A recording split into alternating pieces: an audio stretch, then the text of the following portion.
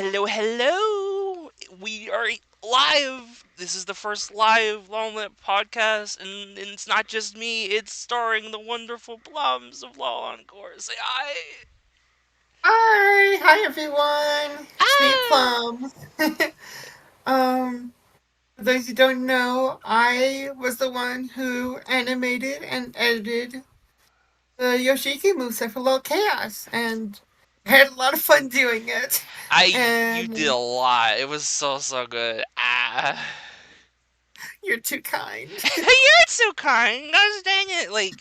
I want to say, obviously, this would never have happened if I couldn't have gotten, the help to get this off the ground in the first place. I think you brought it up in your community post that I just can't edit for the life of me. Yeah. I'm good at making sprites, Yeah, I'd and like to I say, but yeah. yeah, and I reached out to you, and because I just really like helping people out. So I felt really sad when you know you just really wanted to get it off the ground, but you can't edit. Yeah, I'm good at making sprites. Yeah. Shoot. Okay, there we go. I accidentally opened up the live broadcast and it started playing my voiceover for everything. This is gonna be so scuffed. It's gonna be great. Ah, gosh. Also, I will say, because this is the first time I'm having another person over, do let me know if either of our volumes are not loud enough or are too loud. It's very important. Yeah.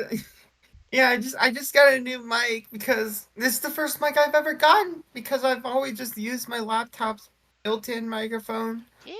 and it just always appeared just as a low volume. So let me know if my volume's acting weird for you guys.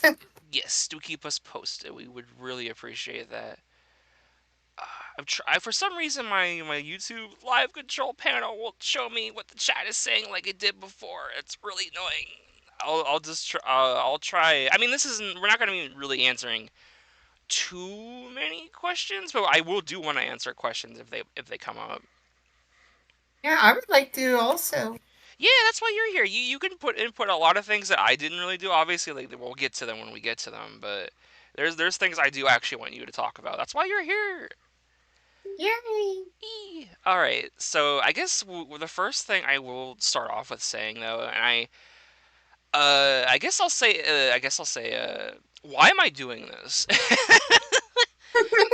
I know law creators don't Why really. the hell are you doing Yeah, this? why the hell am I I mean, it's not really normal for law creators to go out of the way and make a whole big stream thing about their first ever moveset, right? It's kind of okay, it's out, it's done, let's move on to the next one.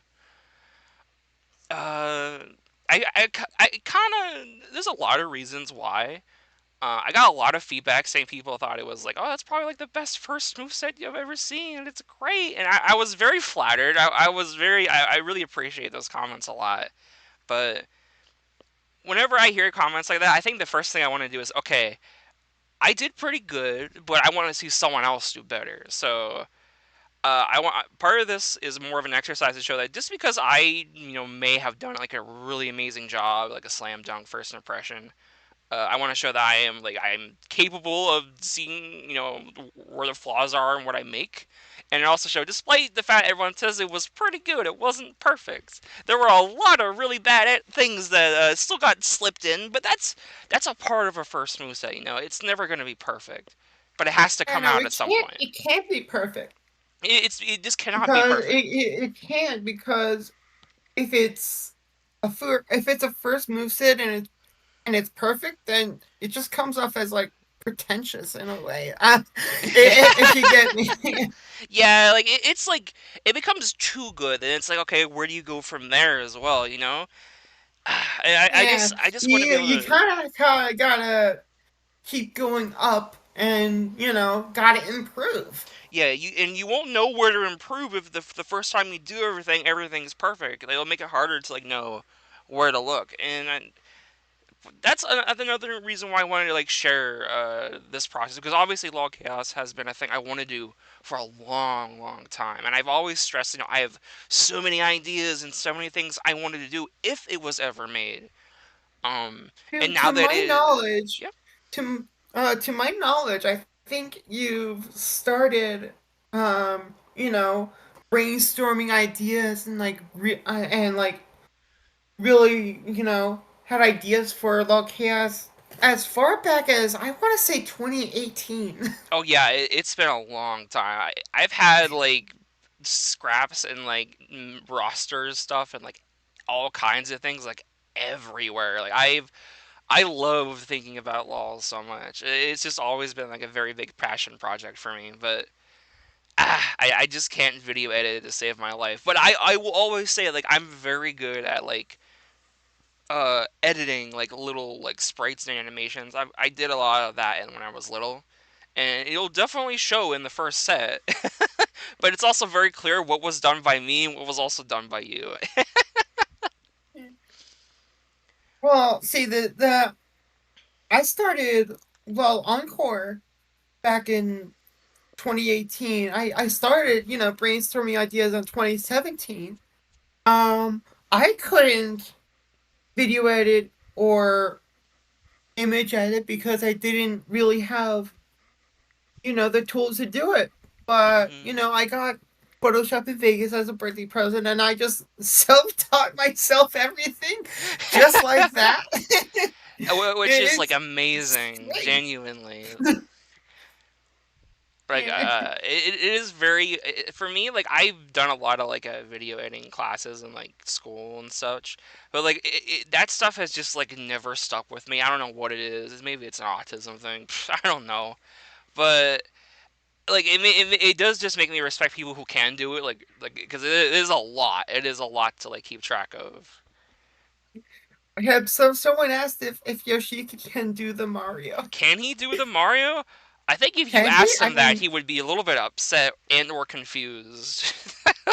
Would he? Does he have the ability to do the Mario? I mean, he's a human. He he, can. he he he is a human. He can do the Mario and swing his arms from side to side.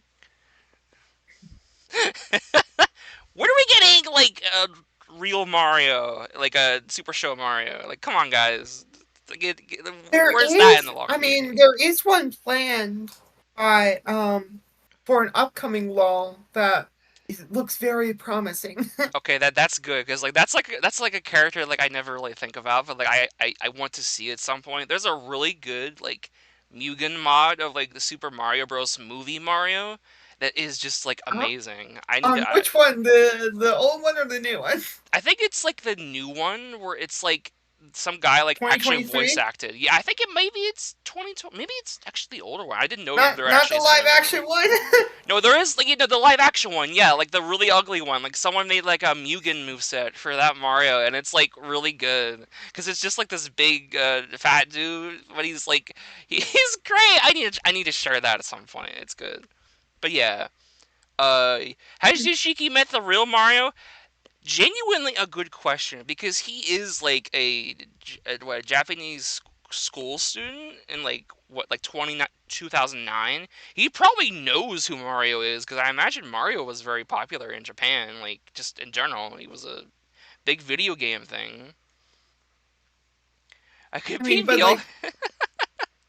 but he's a fictional character, right? You can't really Yeah, meet him he definitely can't unless meet him, but he you're probably knows of him. unless of course you're the main character of the hit title Toilet in Wonderland. Oh god.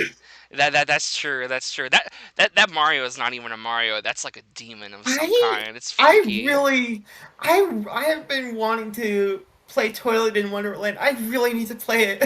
It's so good. I really encourage people to play Toilet Wonderland. I've never actually played it myself. Actually, I have, but I've watched full playthroughs. I already am spoiled and got my experience with it, but I still like love seeing people play it. It's really I need good. to go in blind. I can't watch playthroughs unless I play it myself. Yeah, I have a bad tendency to spoil myself. Mario has logged in. That's like the only thing I That's like know all about you need. it. That's like the most memorable thing from the game. That's like, how people think of Yumi Nikki and they think of Yuboa first before anything else. That's what it's like for Toilet Wonderland. They think of Mario as logged in before anything else. Also, for whatever reason, I think That Yoshiki. sentence alone is just so funny. It's so menacing. It is like it's just strange. Also, hey Nick, some people from like my other Discord that aren't super lol focused are here. That's awesome. I was hoping some of y'all would pop in. Great. Also, for some reason, I think Yoshiki could beat Viola in a fight for some reason. Oh boy, we're gonna get into that. I eventually. That's actually something I want to talk about. Uh, I guess one more thing I want to discuss before we get in, unless you have anything else to say, Plums, obviously. No, Uh, I don't have anything else to say, really. I guess I will stress because this is something that I think I even talked about whenever I made the first original Law Chaos roster video.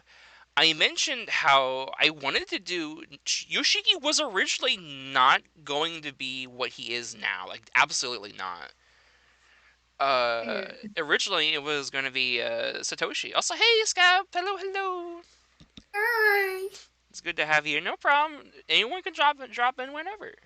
But yeah, like originally, Yoshiki was meant to be a tag team with Ayumi, who he yells about a Oh, lot in this moveset, if you've noticed. And I wanted to do Satoshi instead, who is the quote unquote protagonist of the first game. He really is only called that because of like the fact the game has been remade a billion times over. He's really not the main focus. It might as well it and might as well always be Yoshiki as like the main male protagonist. wait, really? Wait, Yoshiki Yeah, is like, damn, he's that prominent. he is that prominent. He is like he gets honestly probably way more lines in the whole series than Satoshi does.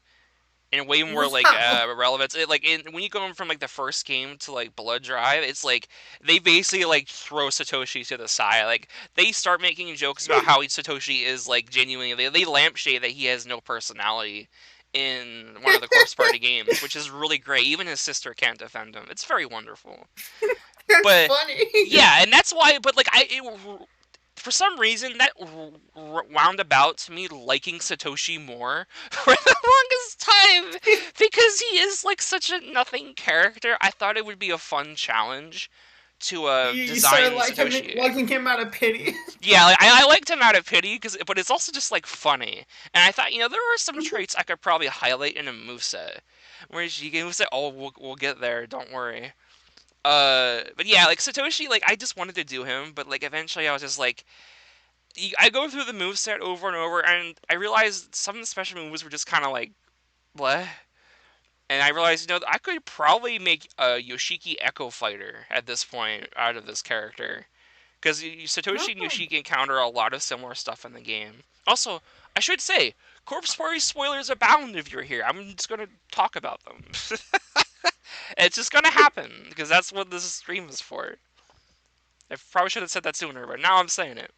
Um, but yeah, and eventually, originally Yoshiki was supposed to be a tag team with Ayumi. I mentioned that in the Law Chaos video originally, way back then. Um, but then also Yoshiki wasn't meant to be a tag team at all. He wasn't there at all. It was just Ayumi. I included Yoshiki because I don't like Ayumi, and I needed a reason to actually want to make her.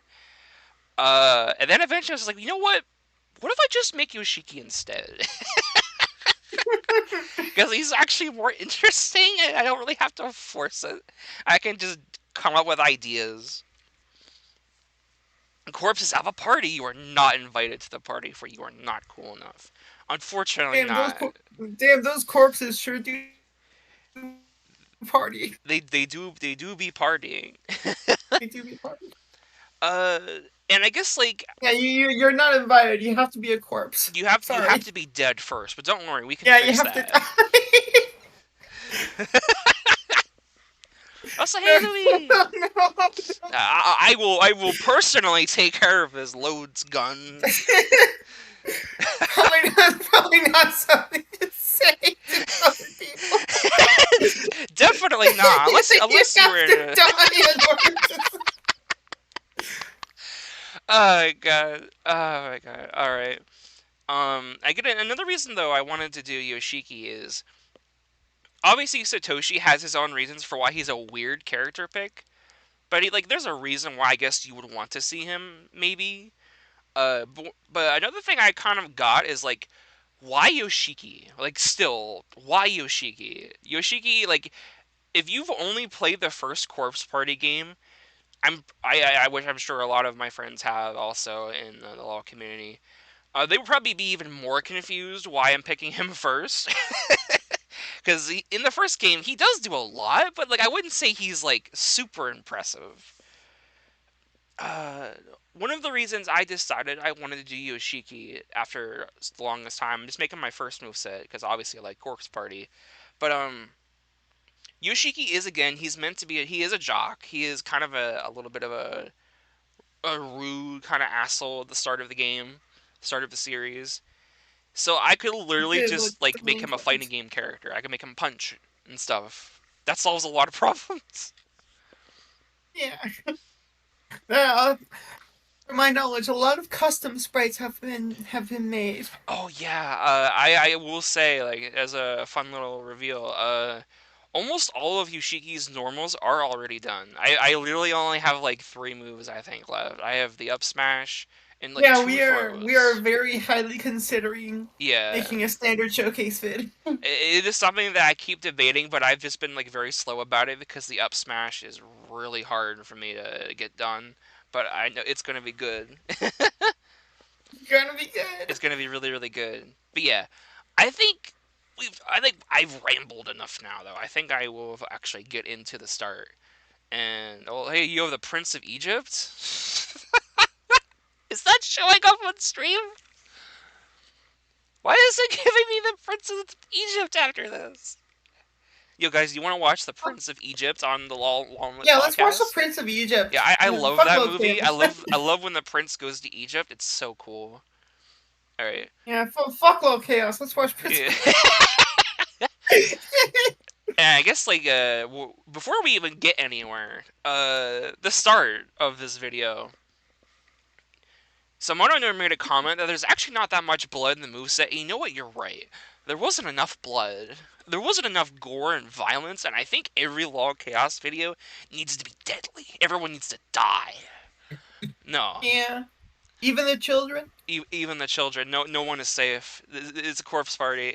Everyone's a corpse here. Pajamazam will not survive. But yeah,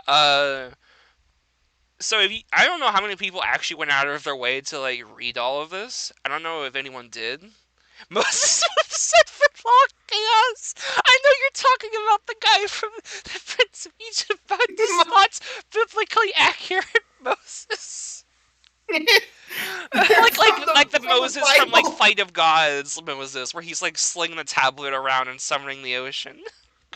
God damn it! Sam will Oh, not from the survive Fight of from it. Gods. Oh, from that fighting game. Yeah, that really cheap fighting game that like people played Oh for a my while on God, where YouTube. like Jesus Christ is wearing the cross is like Yeah, top. he breaks off the cross and uses them as like God, tonfas. it's It's so raw. I it's love so it. wrong, but I unironically really love that No, game. it's raw. It's so raw. Oh yeah, it's raw. You absolutely yeah. He Raw fights as for the hell. people. We need more blood. Yes. So yeah. So I bet you're wondering why this character shows up at all. Like this is probably just kind of like very random. Well, first of all, it's my first moveset. It's my rules. Uh, but Is this Satoshi? this is not Satoshi. This isn't even a character that's in the first two games. He's not in like most of the franchise even. Uh, he Why is he a character? because I like him. He is probably like my favorite Corpse Party character, and I am strongly debating on making him an announcer at some point because I like him that much. And but I honestly just think he's a funny character to kind of just like give you a spoiler warning to hey make sure you do this ha ha ha ha, and then the Hold little gag at the on. bottom.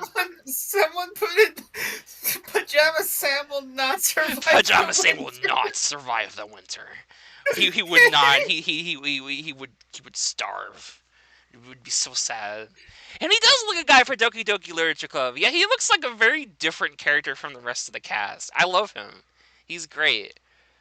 And Yeah, also he does look like a guy from a dating sim. he's the guy that he's like he is the Monica of a dating sim, but if the whole game was just males, so you couldn't date him, but he really wished you could. He'd keep talking about the entire game. Also, I thought it'd be funny to have a little bit on the bottom of the screen to hint towards like a tag team. That will never happen, but maybe, I don't know. Maybe I'll do a video on that at some point. You never know. But yeah, uh, and then I actually have to be a little careful because I want to say on the stream, now that I've kind of noticed it, I think my audio cuts out whenever I press play, like just for a split second. So I have to actually remember to stop talking when I hit play. I don't know why it does that, but it definitely does do that. I really do have such a big laugh. I do have a big laugh. I'm hale and hearty. I have a wonderful, wonderful, cheerful giggle. Uh, and then yeah, oh, yeah, Mirai, welcome, welcome. So good to have you here. Yeah. I All right, now I think we can continue though with a little bit of the start. Anything you want to say as we go? Obviously, we're getting into the intro. um let's get it started. Let's get it started.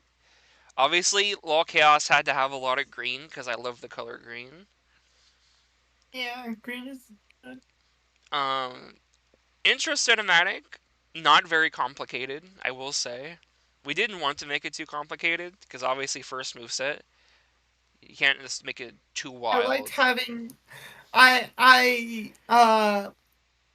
liked having the smash ball kind of roll in. And that Oh was kind of yeah, that little my own thing right personal there. touch. Yeah, we gotta play that again. If like was it Beatrice's Yeah, laugh? Beatrice's laugh. It's mysterious. It's cool. But it's also catchy. I've always liked that idea a lot.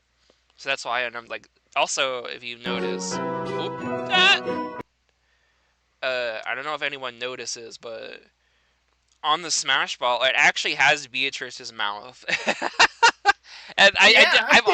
I keep trying to think of like what would be a fun like logo for Chaos, and I just like the idea of a Smash Ball like like grinning at you, and like the original LOL Smash Ball kind of does the grin by default with the little swoop, but it's harder to notice. So I just think it's my little touch. Yeah. Very, very mischievous logo. Very chaotic evil, chaotic neutral. Also, we got to talk about this here. This text. So this was funny. I didn't.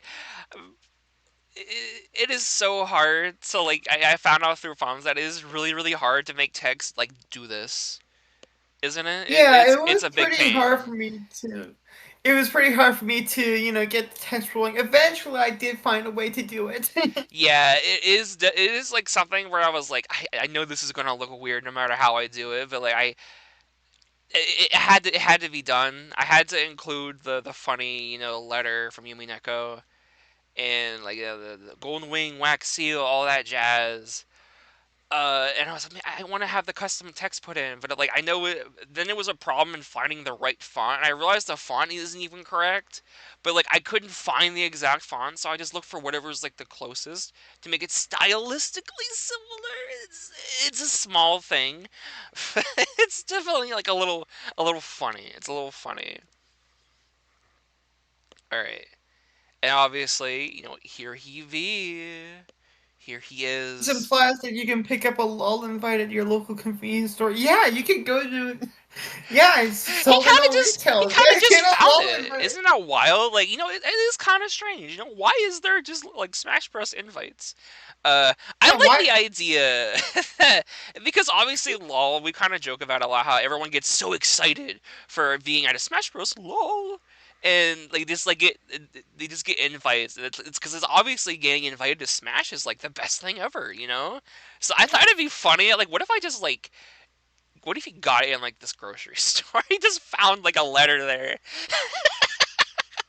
just like the library invites They got Aruna. free. They got Yes, free you're. medical. They got free medical coverage.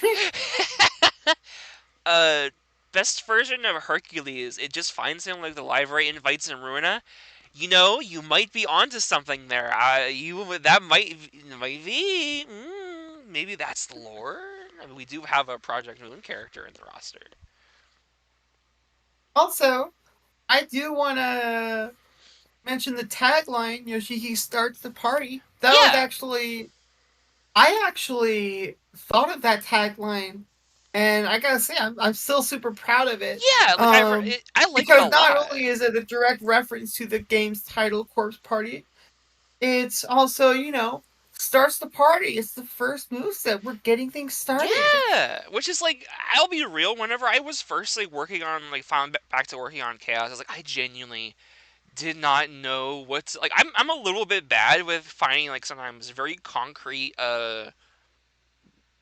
I don't know what like taglines, I guess. And Yoshiki, I Yeah, couldn't really taglines. think That's of what I call anything. it.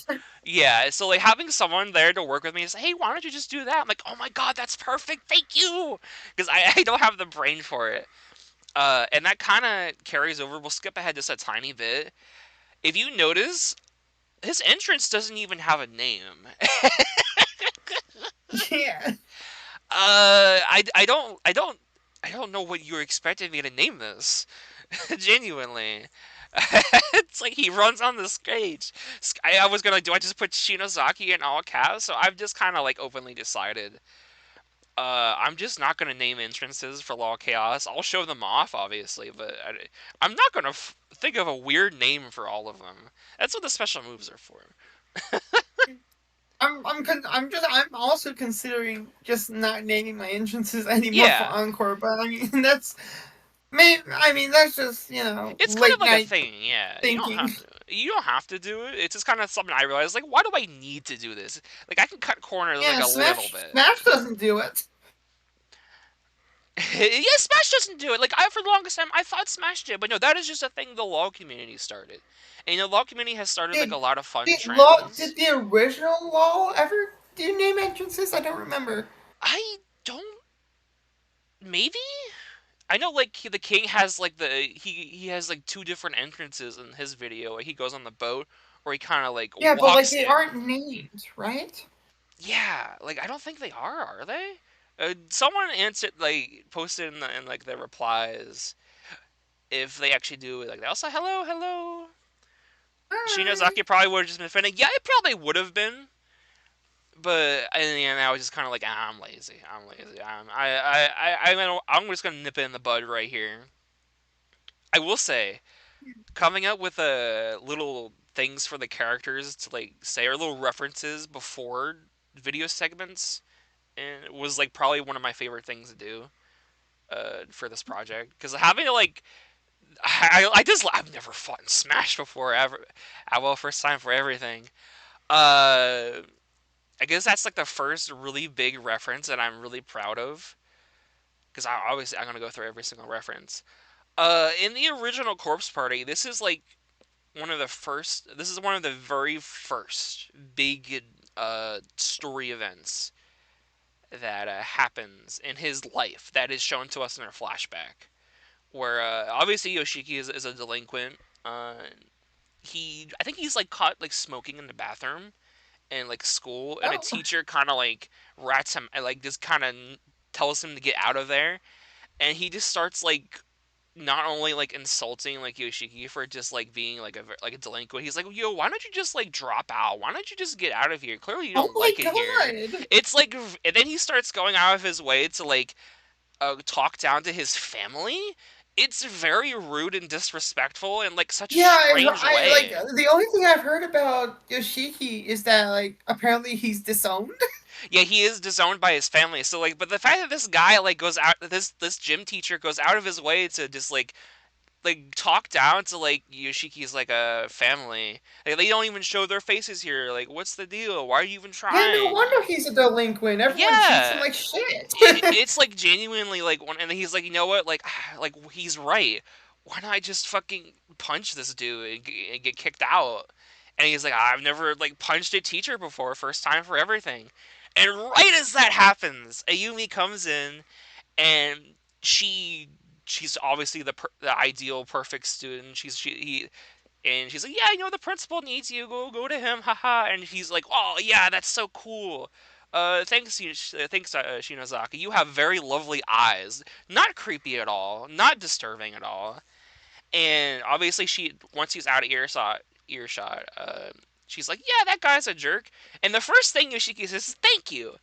The second thing that she says is, "You're not any better," and that is like just she immediately gets on Yoshiki's case. Like, you were just about to hit him. I could tell. Don't do that, man. Just like fucking tough it out through school. It's gonna suck, but graduate. Just do it. It would be really pathetic to get kicked out of school by like a terrible teacher like him. Like, that's like not worth it. And that little interaction right there is what completely changes Yoshiki, and it is what defines his character throughout the entirety of the series. Is this one kind gesture from this person who didn't even really know him? One made him to want to be a better person. I thought there's no better opening than referencing that line. I think it does really fit too well. And obviously, let's hear it again.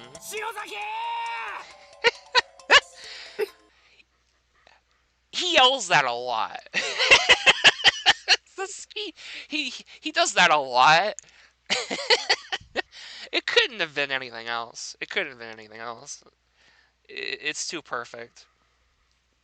And obviously, we get the starting segment. He's stubborn and cocky, showing stuff from the pool area. There's not too much gameplay going on here, but I still kind of, I don't know why, I kind of like it. It's not meant to be super distracting from the text up above it, you know?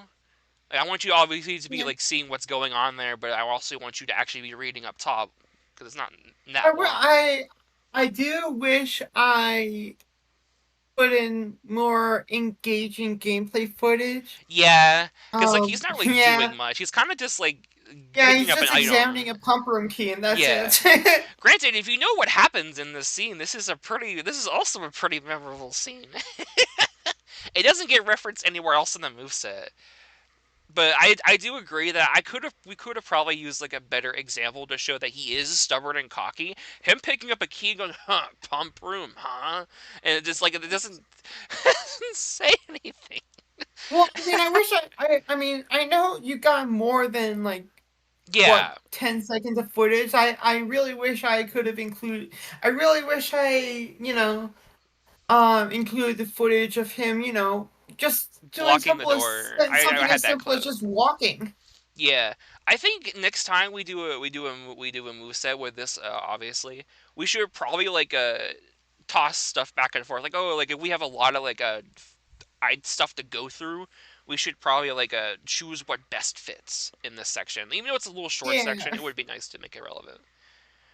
yeah. Uh, and then here, oh, if Nyx is still here, I remember he first saw this moveset. Like Nyx doesn't know really much about LoL. He's one of my friends in my other group, and he saw this. And he said he got flashbanged by the screen, which is like, yeah, like if you like the first stage when the entrance is pretty normal, and then you just get to this, and it's just like. I mean, yeah, you wanted LoL chaos. Here you go, fucking bacon stage. Uh, yeah, the stage is pretty cool. I like the stage a lot. It's pretty I awesome. I'm really very like proud it. of this stage. Uh, I think this stage is definitely enhanced by actually being an animated stage. Because at one point it was going to be something else. but like the fire wasn't animated. Having the fire animated does so much for the stage. I think it It like really makes it so does. much better. Thank you so much again for like if that one little thing helps so much. I really really love it. You're very welcome. I guess like did you know I am on the stage? Can you find me? Where's Hev? Where's Waldo? Sean said, yes, Bacon Destination. Bacon That Destination. actually is the name of the That is the stage. name of the stage. It couldn't be anything else. Bacon Destination. If Battlefield But is I just filled mean, with this bacon, this really well, I mean, we say that it's Bacon Destination, but it really isn't the final destination layout because the platform is curved. yeah, it's a little curved. It's a little weird. I definitely like. I got a little bit more creative with this. It's not like your Yeah, typical and that's Final fine. Destination layout, but I And like that's it. fine. It does. It's different, and I love that. Yeah. Like being able to like put a spin on like something that's like a little bit different. I like that. I like being a little Yeah, quirky. absolutely.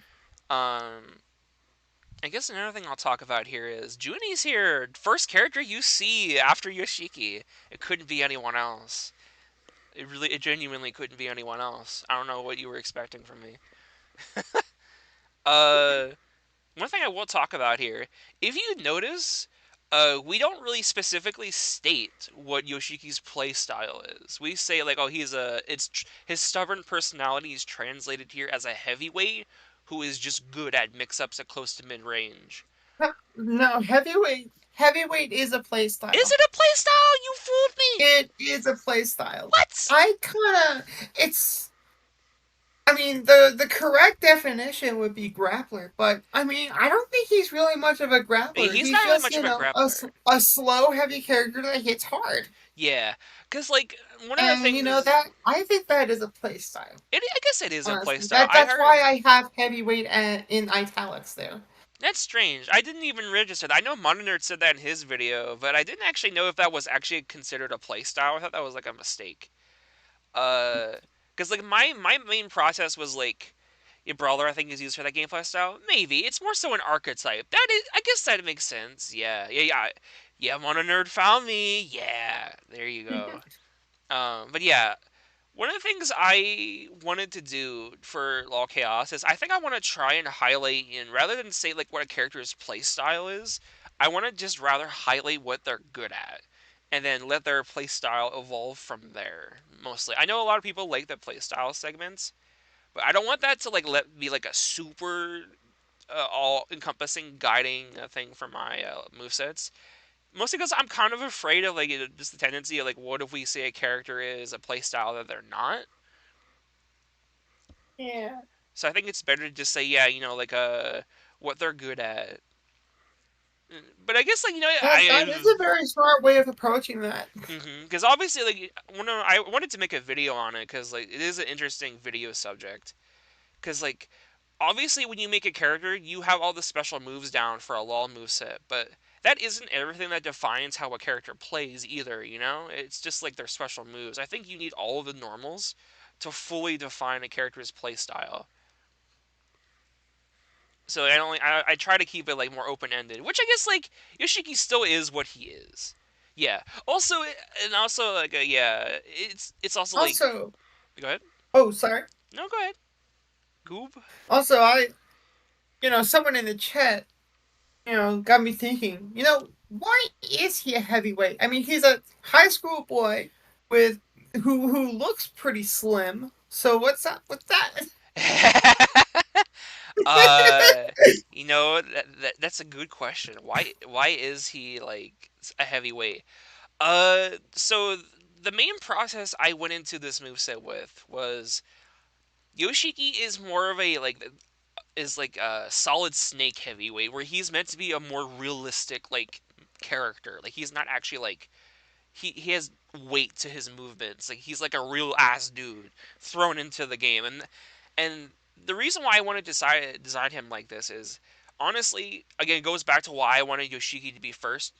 Uh Corpse Party is one of its big things is its like dichotomy of really cutesy, typically normal anime characters from like probably what could have just been normal slice of life animes thrown into like a terrible, horrible, realistic and bad situation. And I've always loved that dichotomy, so I thought like it would be much more interesting rather than starting off with one of the more magical characters to do a realistic person who just can only really punch and fight whatever is in front of him. Like I just think that's like I thought that'd be interesting for like a first character, especially for from Corpse Party. It's different, but I think it still does a good service to the series. Wow. Yeah. Someone did also leave a comment at one point that Yoshiki's kind of like Ganondorf. Uh, it's funny because there is nothing in this video to suggest he is like Ganondorf at all. But he has like two moves that I am directly referencing from Ganondorf that were not shown off in this move set. I mean, he So does have side B. he does have the side V. He does have the side V, but like the up smash is basically going to be like Doria. Like that has just been Oh, like the funniest thing that I've always thought about. This both covers both sides Doria to hit at ledge. I just just love that move us. so much. Oh my gosh, I can picture it now. Yeah, you if you've seen like the video clip that I've posted like where I'm trying to reference it from, it works so well. But yeah, um and Yoshiki also like he has a down air, which I we did not get to show off in this video. Oh my I god, I realized that need would have to. been a great, but like Oh, the yeah, down air. Like, I mean, if we do the next move set before we do this the Yoshi standard showcase, I will we definitely have to show include the we have do to the include the down down air. air. I was My very proud of god. that down air. Um, that was one of the first moves that custom animated, I believe, and I was really proud of that. I mean, I was mostly following off of like Ganondorf. I actually almost made a whole video talking about it. I have it fully recorded and everything, but I just never posted it. And I feel like, yeah, it's probably for the best. Because I will eventually probably just make a whole standard showcase for all of it. Yeah, and that's what KO sounds are for. Uh, Yeah. but yeah, so I guess let's get. Oh, actually, before we continue, I did see a thing here. What character you really want to do but don't know much about their source? Ah, oh, that's a good question. I actually kind of want to answer that. Like if there's a character that I want to do, but I don't think I feel properly equipped to do them, I have a whole list for this. Let me quickly check that out. I'm sure I have a funny idea. Uh, mm,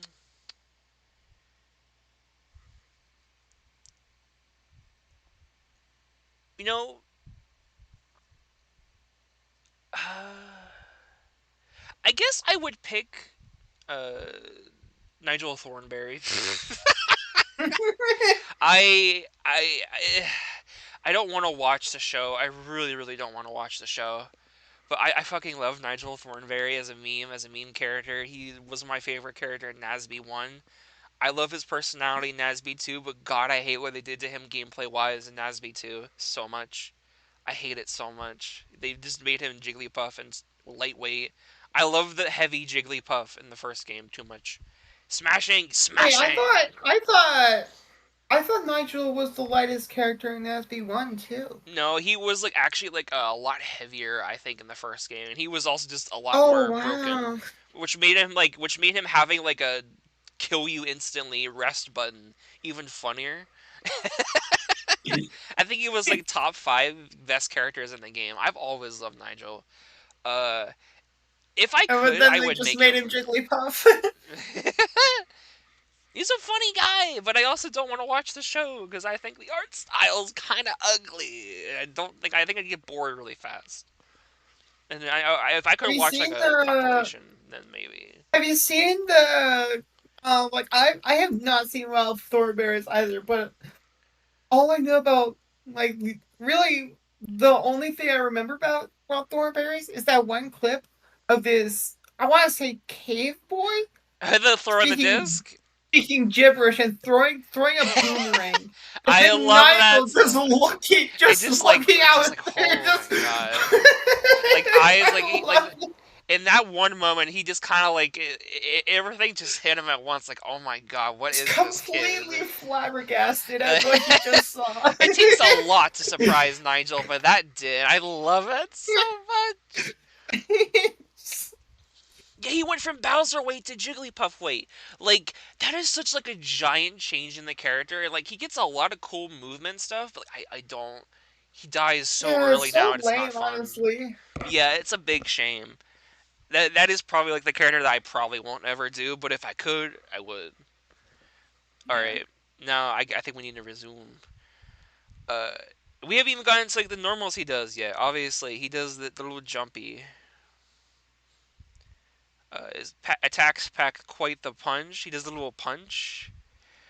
And that punch combo isn't a reference to anything. That is just like, he has to have a jab combo. So I was okay, what if he kind of like just boxing jabs? Uh, this The back back throw. throw was kind of difficult and challenging for me to do because of the weird platforming from Bacon Destination. Yeah, I kind of realize that now. Like in hindsight, maybe it probably would have been better if we just did this on the corpse party like stage, so we could actually show that off without it being too weird for you. But I mean, you did it anyway, and it went pretty good, Yeah, so it's not too bad. Uh, I will say this back throw is the first of the bacon stage hits me. It does. She can come and sacrifice what's on a pregnant woman. There's so many jokes people say about like Yoshiki, like, oh, I don't know, I don't want Yoshiki beating up this pregnant woman. Dude, have you watched Disaster Movie? This pregnant woman will beat you up. Like, I think you're greatly I know she'll underestimating fuck the you up. power she has. Like, she's fucking insane. Oh god. So yeah, uh, this back throw is the first of many normals. It's actually a reference to stuff in Corpse Party media. So I actually went out of my way to talk to the Corpse Party Discord because obviously I like to consider myself a big Corpse Party fan, but I don't know everything. And I wanted to reference as much as humanly possible that Yoshiki does through not just the games, but the movies, the manga, and just like everything I possibly could. This back throw is specifically taken from the live action movie, actually, where he kind of They like have a live action movie? has two. Ew. Two of them. I've never seen either of them. I heard they're really bad, but also they're. It's. I'm kind of Oh my morbidly god. curious about them. Is it funny bad or bad bad? I mean, I don't know. I hear it's just like weird, silly bad, because like obviously it has gore, but someone said the gore looks like chicken breasts, and I just like I saw it once and I just laughed. Like it's too comedic, and something about how like Japanese movies like they're very different from like a. I'm not a movie person in general, but like they have a more comedic edge to them, I think, compared to what's in Corpse Party itself. So I wasn't like a biggest fan, but yeah. But I still wanted to like reference something from it because I wanted to, whatever ideas I could have, I wanted to use them wherever possible. So obviously it's a two-parter. He kind of like stumbles onto the ground and he kind of just pushes her, and then he gets up and like stabs her with this little whatever thing, this little like stick. Oh, even you don't know what it is? I know what it is. Wait, you don't know what it is? Like, or was someone else in the I don't comments know saying what it? it is. Oh yeah, no, I know what it is.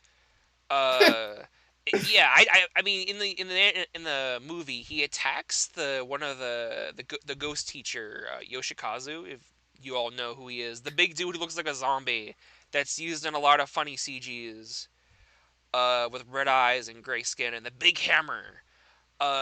Yoshiki kind of like, I think he gets hurt and he stumbles onto the ground. Yoshikazu walks away, and then Yoshiki kind of charges at him from behind and like stabs something through him, which is what finally kills him. And the evil teacher dude. So that's kind of what he's doing here. That's why it's kind of like a two-parter thing. I also just thought it'd be cool to have a throw that has like a two parts to it. It's a little different from just like a toss. But yeah, it's kind of hard to convey that here. Obviously, it's a little weird, but we did our best. I will go over every single thing. This one, Mono Nerd Okay, said you this told me move. that you told me specifically to have Neku in the neutral B because he's wearing headphones and Yes, Yoshiki shouts at him. yeah, I'm very proud of that. I thought it just like made so much sense to him to just yell at him, and it still hurts him through his headphones. That's just so good. I love that so much. Um, Also, like, I guess we'll talk about the other part to like the inspiration clip though. I want to the invisible radius thing. Do we want to talk about that? I don't really think there's much to discuss with this. I mean, it's invisible. It is invisible. I guess it's not very often where you have things that are just invisible hitboxes that you kind of just have to know are there. Uh, I guess why is it invisible though? I don't know. I kind of just like thought like there's no reason for it to have a visual because Yoshiki is just a dude who is just literally just screaming at you, and the character is kind of just like whoa. They're kind of taken aback by being basically like yelled at in the face. So I mean, are you able to directly see sound waves? no, I get no. So Exactly. you don't have no one has sound wave vision unless you're like an alien, I guess. uh, I want to go out of my way to showcase this wonderful back air that I did Oh, animate I though. love this back here so much. I am very proud of this back air a lot. I'm very very proud of it. That might be I pointed out to have that like one of the frames looks like the box art for Sonic Adventure. yeah. Let me go to that frame specifically because I love that frame a lot. I used it in like the thumbnail for this the podcast because I do know it looks like that. I was like, oh, it There it can't be anything is. else. There it is. There That's he the is. one. The Sonic Adventure pose. He's doing the Sonic pose. Monitor said what? Oh yeah, we'll get to that. Don't worry, don't worry. But yeah, this move, I want you to guess. Is this completely made up, or is this inspired by something? Oh, you want me to guess? I want you all to guess, and you and Plums and the people in the chat. All right. Is it made up or is it from Corpse Party?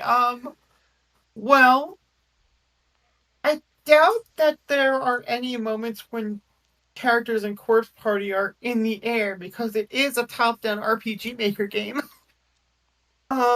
So I'm gonna say it's a completely original move. Okay, okay. Someone guess it's guessed from the manga. Someone said it's at least inspired by something, made up, inspired. I'll give it a little bit. I am very curious what people have to say. I'll just take a quick drink because I'm very thirsty.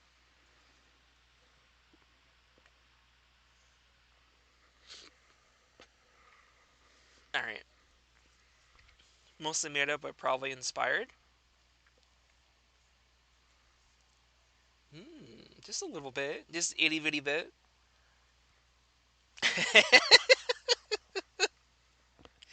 uh, I love you guys. I love you guys. It is indeed not made up. It is not made up at all. Yoshiki, this is actually something you'll notice a lot in this video if you are an avid Corpse Party fan. Um, their Corpse Party Hysteric Birthday to You is probably like my favorite Corpse Party game. It is has so many problems, but it's like the only Corpse Party I've ever 100%ed, like just outright because I loved it so much. And I kid you not, there is a thing where Yoshiki does a flying kick at somebody with his foot, obviously because it's a kick. Uh, that it's there is no visual for it. It is, but Oh, he there's no does do a visual. flying. There is I no was gonna visual. say that that's badass, but there's Yeah, no visual of it. there is no visual of it. It just says it's like more of a visual novel thing. So it's kind of just like he's doing a flying kick. There is a sound bite for it. I was tempted. Not even a funny picture. Nope, nope, not at all. That is lame. It is unfortunately lame, but if it makes you feel better, in the background he's fighting Cthulhu. So yeah, the Cthulhu's Do we there get too. to see Cthulhu? Cthulhu, we do get to see Cthulhu. Cthulhu will be a boss. And look, this series is great. I love the series so much. Uh, yeah, but he does a flying kick, and I think he does it like where he's kind of just flying forward. But I like the idea of it being in his back air. So I made it his back air.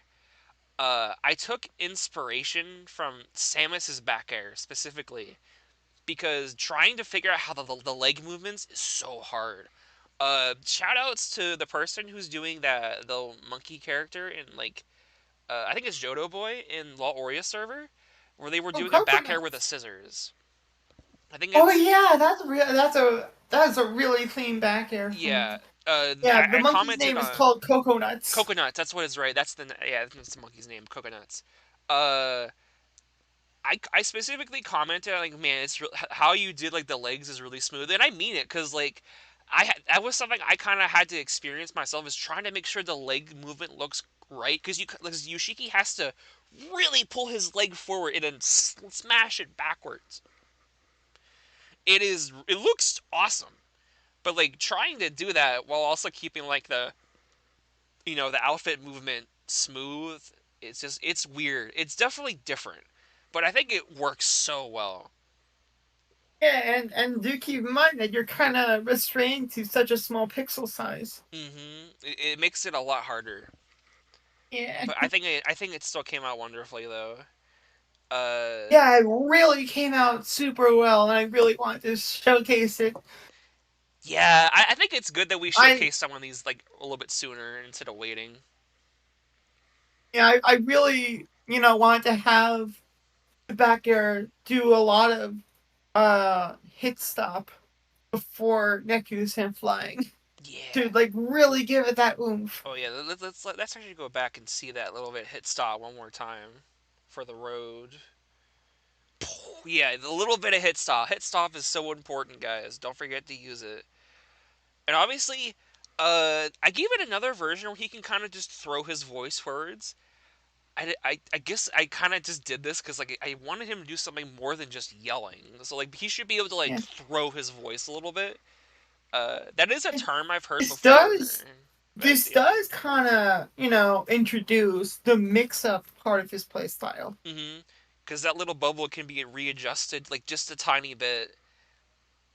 Yeah, and the invisible hitbox makes it really difficult for opponents to predict what exactly you're going to do with that with your neutral B.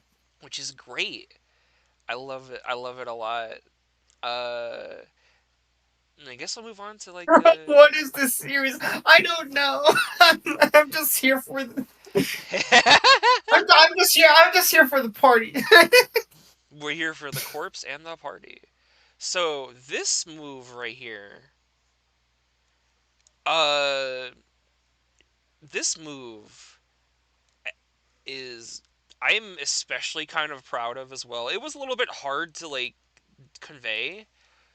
Uh, specifically, I can actually pull up an image on what this is based on. This is based on something. This is based on something exclusive to the manga.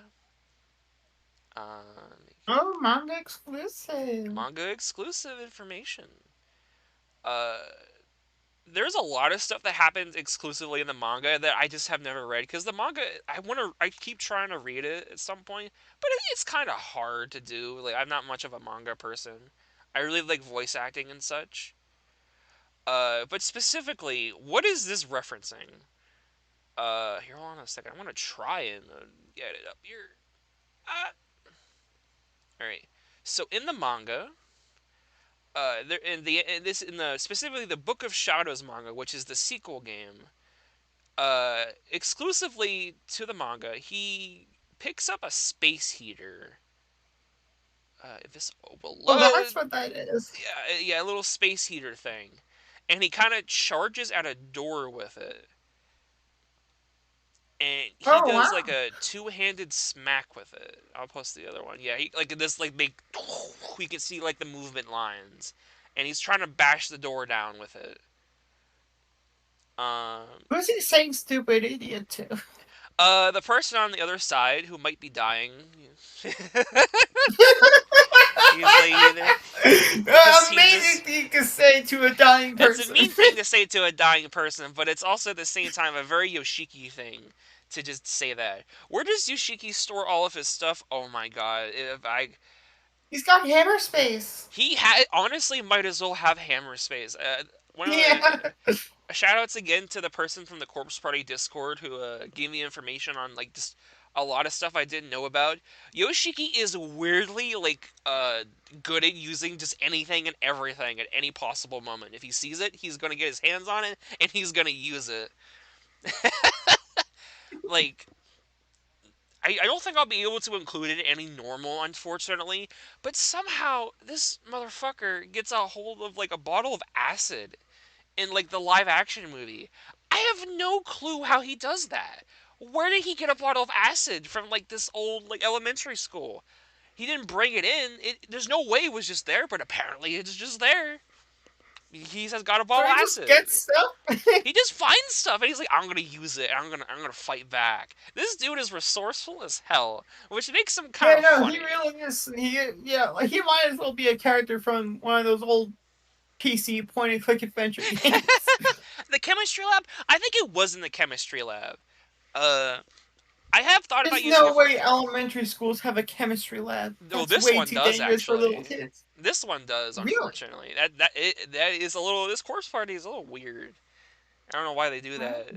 Apparently, there's like frogs and stuff where they dissect Oh, them. frogs! So Oh, they it's like that dissect them era. probably. It's like the 1960s kind of era, I guess. Yeah.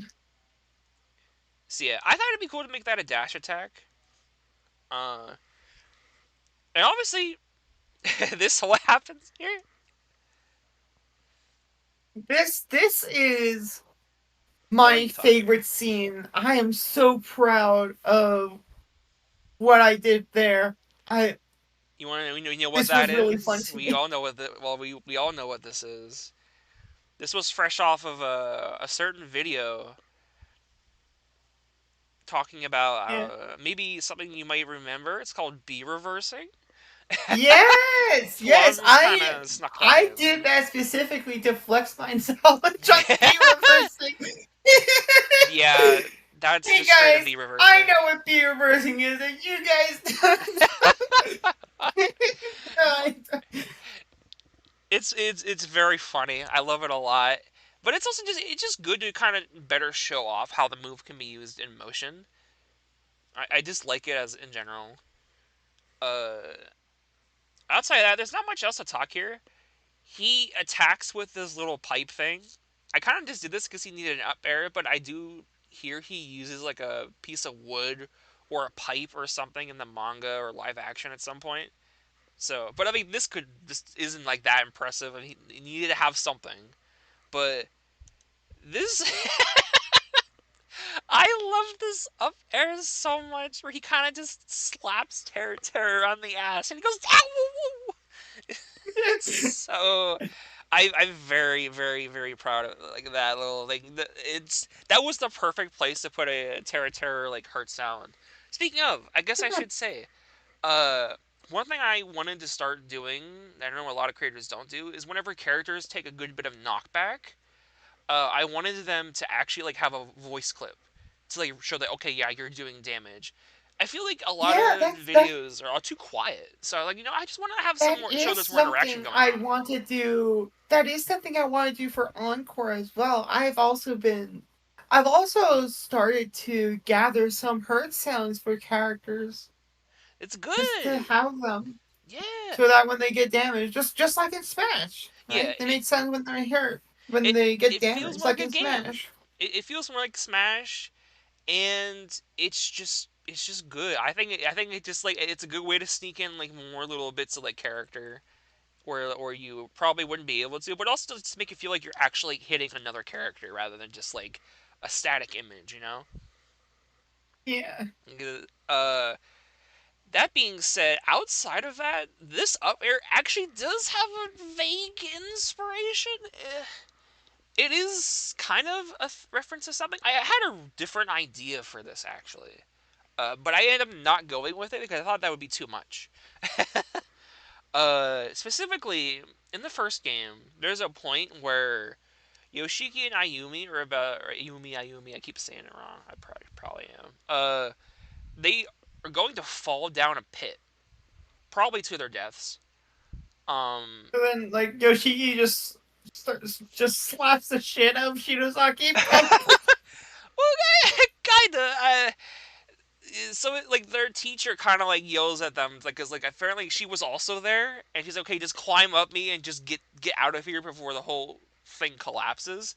So they kind of just scramble up on top of her and just go. Originally this up air was going to be a thing where like if you connected with the up air slap, that would trigger like a grapple and you would get an automatic footstool to jump upwards. I just like that. Oh, I thought it would be interesting. If considering he's kind of like grappler-ish, that could have been cool. But I kept debating on like it. That seems like too strong. Endless in Rivals of Ether, where he has that up air where he kind of grabs you and kind of just sends you downwards. Yeah, I just like that. I like the idea of just like footstooling something like he's gonna climb up to kind of keep going. And yeah, it's kind of like Violet Obsessional in that way as well. Yeah. Uh, I just eventually decided not to do that because I thought maybe that's too strong, maybe that's too good. So I just eventually just changed it to like a slap where he's kind of reaching up and making a leap in the air, you know, like leap, slap, trying to grab on, but it just kind of becomes that.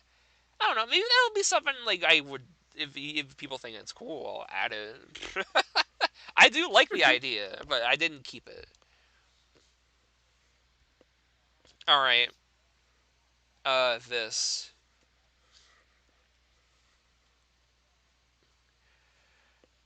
So I briefly talked about this. I was start talking about this, but then I was like, no, I'm going to start whenever we get to this inspiration clip. Originally, this inspiration clip was going to have a little bit of a little thing underneath it. It was also a lot longer. uh, I think it said something like, he does this a lot, so have like a collage of him just yelling, of him specifically yelling for this one person's name in the first game. Like he yells so much. He yells so much. This dude cannot stop yelling like at any point. I love that. But like I was like I know I didn't even realize afterwards. Oh, like someone made comments like these are like simpler moves like yell that stun move, uh, teleport, but they're all like a little bit more interesting. I didn't even realize that afterwards. But like, I think Yoshiki is a character where like this. I mean, you might know it's sort of best. It fits beyond perfectly with this character. Like, it couldn't be anything else. Yoshimi commit two charges this far. Yatsushita Saki playing the card 4K. Oh my god. Here's the yeller. I love you guys' Yeah, comments so live much. Yoshiki reaction. Shinozaki! God damn. I guess this is also like one of the only times in the video where like blood pops up. Is it like in this inspiration clip? Which is funny because again I said there wasn't really much blood in this, which is weird. I think it was like right here that big blood splatter on the wall. Oh, jeez, who did that? I don't know. You'll have to play the game and find out. It may I'm or may not not gonna be a play the big game. spoiler. I can't stomach that shit. I can't blame you. I can't blame anyone for not being able to stomach Corpse Party. I don't know how I stomach sometimes because I have like a bad. I'm bad when it comes to horror and gore. For some reason, Corpse Party just hits that perfect medium where I think because it's mostly pixelated and they do more sound and psychological horror than anything else. Yeah, like doesn't Satoshi's like little sister die or something? Oh, she dies a lot. There's a lot of Oh, did times where she he just die dies. multiple times? I mean, yeah, like the whole games are like just like about finding bad ends where characters always tragically die. A lot of the games Oh even yeah, encourage okay. you. I know about the multiple endings, but Yeah. like in the main ending, like the Uh one like the one where you beat the game, yeah, isn't that where she? technically sort of in the first game there is an optional alternate ending where she can canonically die, but it's not canon. It's more so just a reference to the original PC 98 endings where there could be kind of all kinds of alternate endings. Uh because like I mean originally Corpse I like I said Corpse Party is like 30 years old. It's like this series is like ancient. It's literally an RPG Maker game originally. It was originally Damn, like might be old. That might be older than Mario. it's older than me. Uh, I think like there was originally 5 characters and Yoshiki was one of them. And depending on like the game was obviously a lot shorter, but depending on who survived, you got like all kinds of ending grades and things, kind of like Resident Evil, I guess. If that's probably the closest comparison I can think of. And they didn't really continue that for the final the what we have now is the definitive edition of Corpse Party.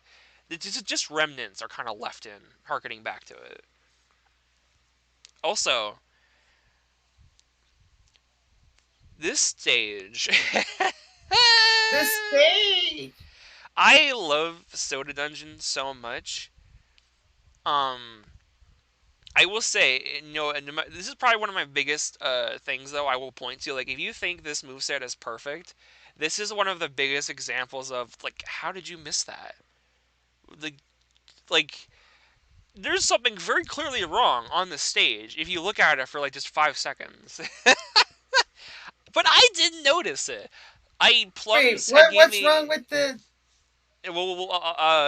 well, first I'll kind of like quickly elaborate because it's not your fault. It is exclusively mine. Because Plums, I had to ask Plums to obviously help me animate like that little portal vortex in the bottom and the little guy in the background. Um, Yeah. so I had multiple versions of like what the stage looked like and when it was animated and like all that such and such. Uh, at some point, the bartender kind of skipped a layer. Oh no! I never noticed this. I was so focused on the moving platforms and I see it. I see his legs. They're camouflaged with the. Oh my god! I see yeah, it. he's supposed to be I'm behind the just bar because he's seeing the it now. bartender. He's not. He's kind of just like he is the bar and the tender. Literally unwatchable. Literally unwashable. Just like it is so blatant. You would never notice it unless like, but like Honestly, I it's don't so think it's easy to blatant at miss. all. It took me until now to recognize it because his shoes blend in with the bar. Yeah, but like I think it's funny. Like it shows that like you know you Moveset can be beyond perfect. Like you might think it's like everything is there, it's all great. Something is always gonna slip through the cracks when you least expect it, and I Yeah, I think know. that's great. I cannot unsee that now. Yeah, you're never gonna see it now, but I think that's good. I think that's really good. I love this. Are we gonna keep it like that? No, absolutely not. I don't want to keep it, but I think it's charming. I think it's like if you take away anything from my first moveset and take away the fact that I planned for so much, I wanted everything to be perfect, and this still happened. It is it's always gonna something's always gonna slip through, and that's totally okay. It makes it funnier if anything, because like it breaks the illusion. We're like, wait a second, that's incorrect. This isn't a game. What the heck? And yeah. Double down, overlay the bartender over the fighters. I'll make the bartender a fighter. Just you wait. Yeah, Uh, and when he's fighting in the soda stage, we'll replace the bartender with Alfonso. Also, whenever there's anything in like the Leave it to me. foreground, he'll be able to like he will always overlay on stuff. He will always be above that layer. He can't. He is above the background at all times. Uh, this side B. It's not a very complicated move, really. I mean, it's funny. It's cool. He'd do the grab. He squeeze you.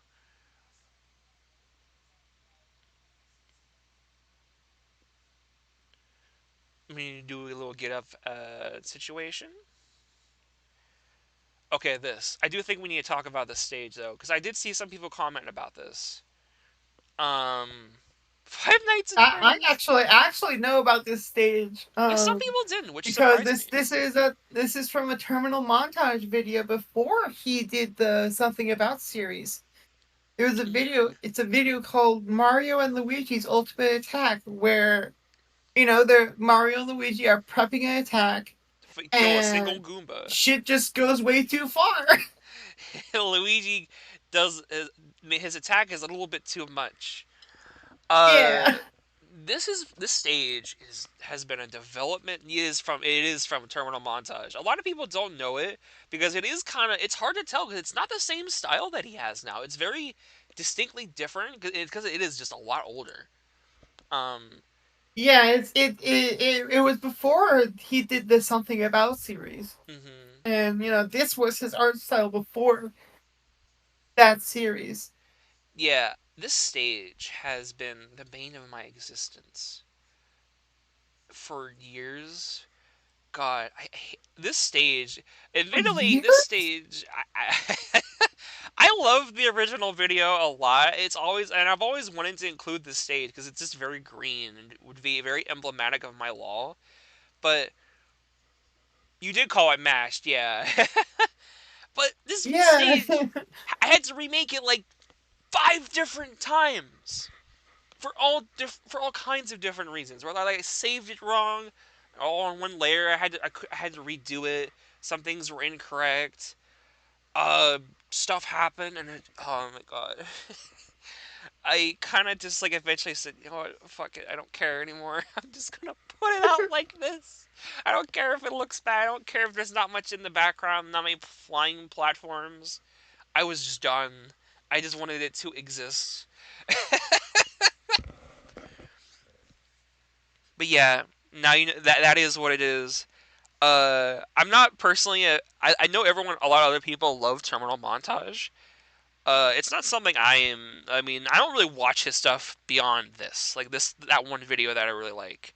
Oh, So, okay. There is something I wanna oh yeah, yeah, in this scene that Mono Nerd actually spotted, which is a very good eye. That when Yoshiki is doing the side B off of the stage, I actually specifically made it so that Yoshiki dies first and then Teruteru, because in Smash, whenever these, self destruct moves like Bowser's side or Ganon's side work, in order to not make it cheap, um, the person who's actually doing the move hits the blast zone before the opponent, so that the opponent has has a chance to recover.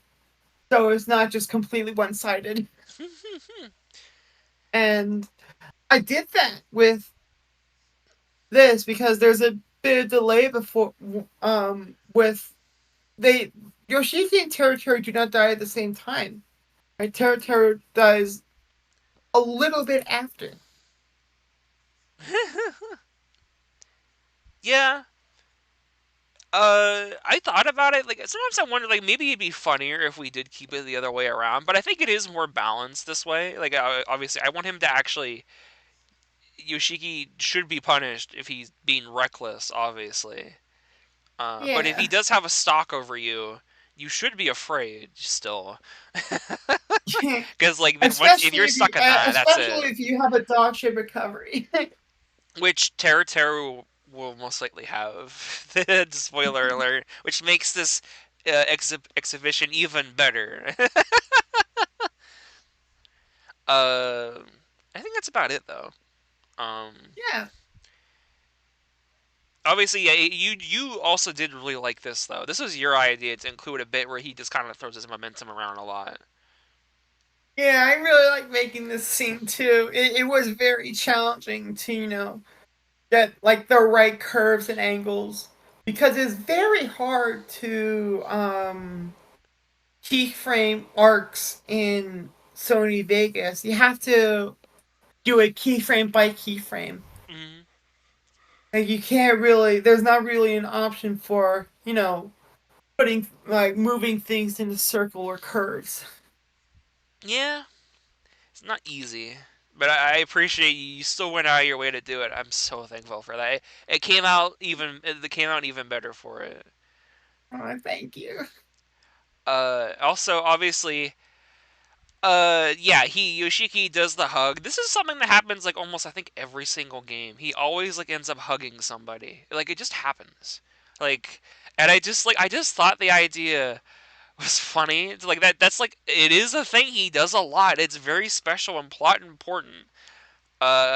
This is what he does to break Ayumi out of her possession. Like almost every single time it happens, that's what he does. And then in Blood Drive, he straight up just tackles this girl like outright. Like, yeah, I'm gonna grab you for Shinozaki, and you're gonna take me with you. And it's Where's this lady? this lady is the character from Blood Drive. She's a weird character. I don't know how many people like her, but she's a Magari. She's a person. She is a character in the game. She is a character in a game, exactly one, which is great. Someone in the Corpse Party Discord said like, "Why don't you make like a character like this?" And I'm like, "She has no sprites. She has a 3D model. Well, like, what would I do? She is cute. She is really cool, and she has a giant scythe, so she would be very Ruby Rose esque, and it would be really sick." But I would have to make this design like all the sprites from scratch. Oh Like my gosh, like that would that. sound like literal hell. Yeah, especially for a more complicated character with an outfit like that. Oh god, I don't trust female corpse party characters. You never should. They're almost always like evil. They all got some tricks. They got lots of tricks. From my knowledge, even Shinozaki. Yeah, like especially Shinozaki, she's got her like little, she's got her moments, and she's yeah giant scythe woman. Yes, she has a scythe. There's a couple good CGs of it out there. And then the upbeat. So I guess like I'll say right now, whenever I was originally designing Satoshi in mind to be my first character, he also had a teleport move. And when I realized, oh wait, I could probably do something similar with a Yoshiki, but with something different. That's eventually like there was enough similar moves that like this move in like the downbeat is what eventually made me pivot over to Yoshiki because it just makes sense. Um, that being said, good God, this I definitely cheaped out a little bit on this because he straight up just turns blue, and there's a cool little sound effect when he does it. But in the game, like in Blood Drive specifically, this is a way bigger animation than there's like a giant like wind effect. I think I even show it in the inspiration, I think. Yeah, like this right here, uh you like all that effect, I am like what do I do? No, we're not doing We're that. not doing that. I'm sorry. Like I wish I could try. I would love to try, but I am not that good at sprite editing. I mean, A plus very complex wind it really, animation. I don't think it would fit with, the RPG Maker style. Yeah, Having like that bombastic of an effect. yeah, it would be like way too much. And then for that reason, that also meant like another effect actually did get cut out of this move. I originally wanted to obviously something still kind of stuck around where like he gets a super armor like or just armor in general that take up to 50%. Um, Originally it was going to Okay, be I this. do wanna mention this this wording is a flub on my part Oh, because when I say armor that can tank up to 15%, it's kind of a misnomer. When I mean that can tank up to 15%, I don't mean like I don't mean that the armor has 15 HP. I mean that like attacks that deal under 15, yeah. 15 or under, um don't like They don't do. are They don't knock him out of it. Yeah, are basically. negated by the super armor. Like you can throw out as many attacks as you want as long as they're 15 or under. Yoshiki is still He is teleporting. not budging, which I wanted this. I thought it would. I keep. I think I talked about this a lot in a lot of my previous videos. There are not enough recoveries that have interesting ways to tackle armor, and I just like it. Just makes sense to just like give Yoshiki armor as like a heavy weight in general. Um, but specifically in the games, it's shown that like people will still teleport. They might get like scratched up, and on once they are on the other side, they'll notice, oh crap, I got kind of got hit by something. That happens like literally in, I think the second or third chapter of Blood Drive. So I thought, okay, that'll just reinterpret that as like a game mechanic for Yoshiki, so it works even doubly better. Um, but yeah, I think I think it still gets the point across though. If you wanna really knock Yoshiki out, you're gonna have to really hit him with a meaty attack. Otherwise, he will just keep coming back. Even if he doesn't cover that Yeah. much range, it's still really good. Um, Outside of this, because of the fact that we couldn't crop out that wind effect, obviously cropping or spreading that, uh, originally this was going to have an extra effect where it would have a wind box as well. That would kind of just push people off of him, I believe, or like it would reflect stuff. I don't really remember what it was at this point, but because the wind ended up just kind of going, that's also why the wind box didn't return with it.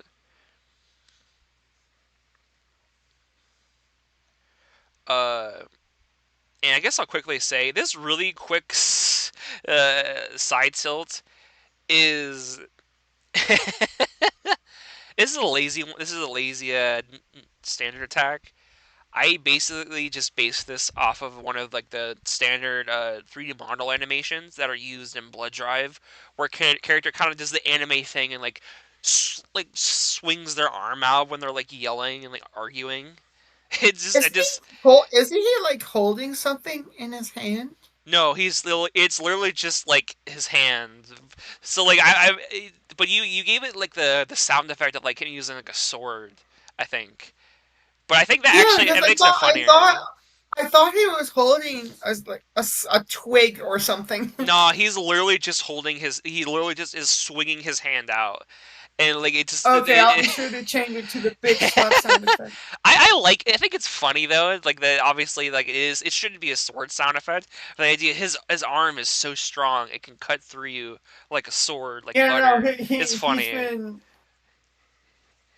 been polishing his nails. He's been polishing his nails. He's been.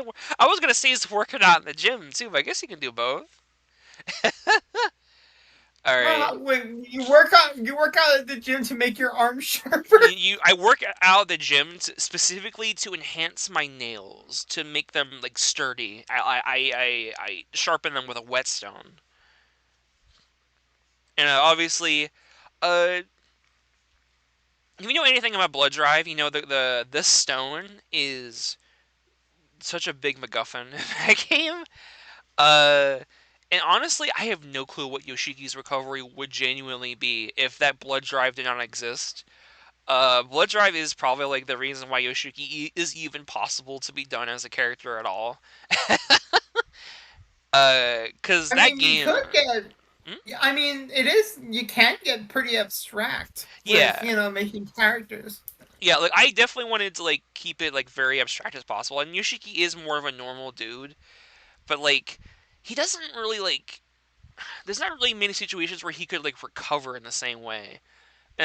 Whenever I try and design Corpse Party characters, and this will be something going forward as well, I want to avoid reusing stuff wherever possible. Like if a character has to use the ghost, a specific ghost child, I want to make sure it's especially relevant to that character and no other character gets it.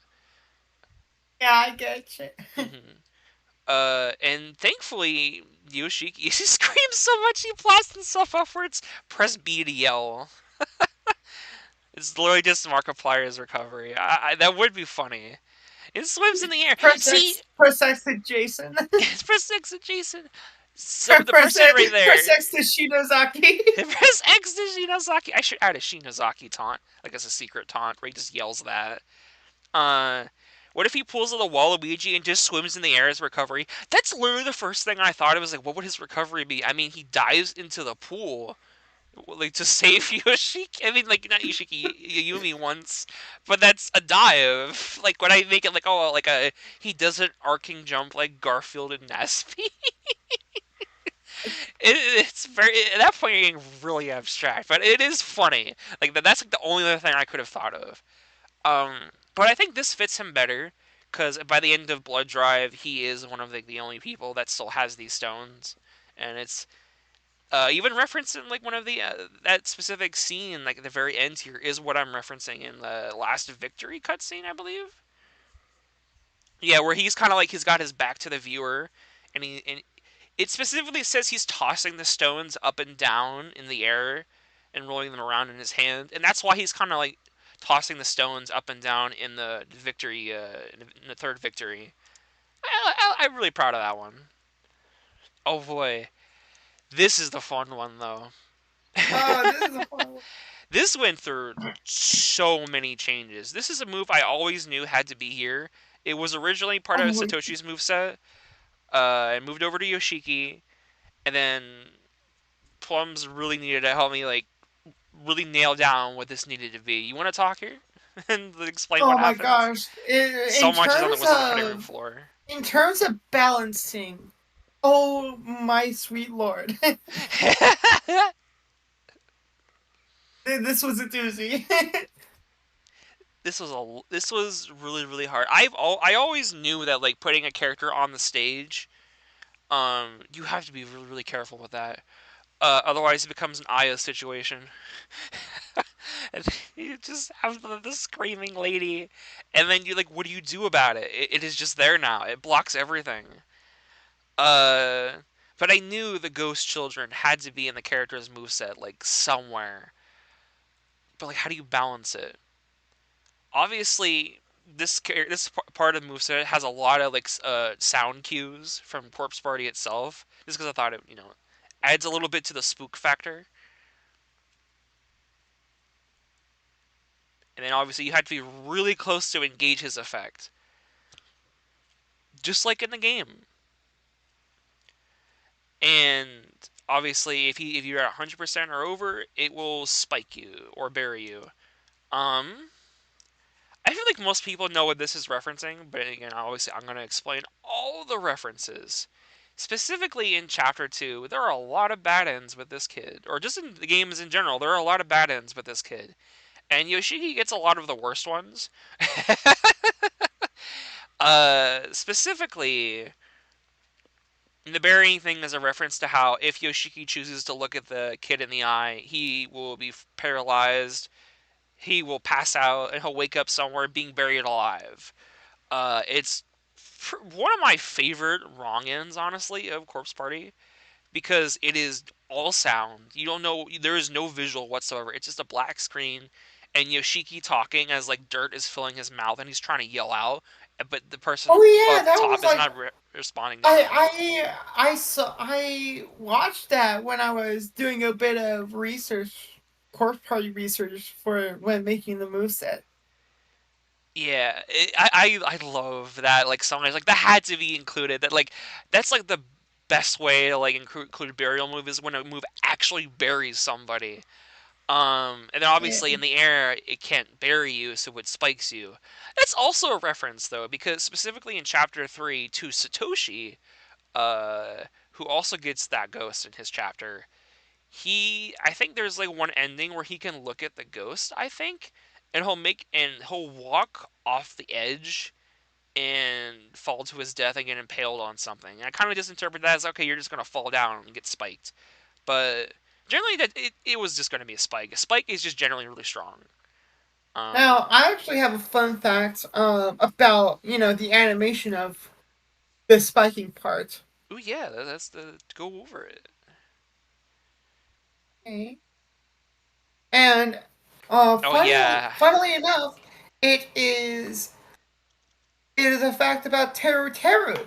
Um, yeah, the down sprite specifically because I made that down sprite. Wait, go to the yeah, right here. okay. I made that down sprite, so I just Flat chucked one of cardboard his dude. yeah, I chucked one of his stills and add the bottom half of his body, and then I kind of flattened him, as you can see, because in Danganronpa, um, when in Overworld, when like talking to characters in the Overworld, and also in the execution scenes, the execution cutscenes, all the characters need to be flat like cardboard cutouts, and I really wanted to represent that somewhere. It So had to be somewhere. for his down sprite, I wanted him to just appear flat and on the floor. And I showed this to him, and I was like, "Oh, what if? What if? Like, what if when he he gets he's down on the floor? What if you make it so that he falls like when you drop a coin Yeah, a and it coin kind or of a piece rolls of on its plate. edges Yeah, until it goes flat?"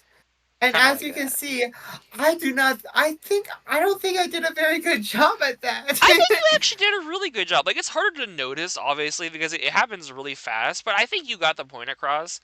I think it looks really really good because obviously you can tell that he's kind of like he bounces off one side and then he goes to the other side and then he kind of Yeah, settles but that's down. only when you see it in like frame by frame.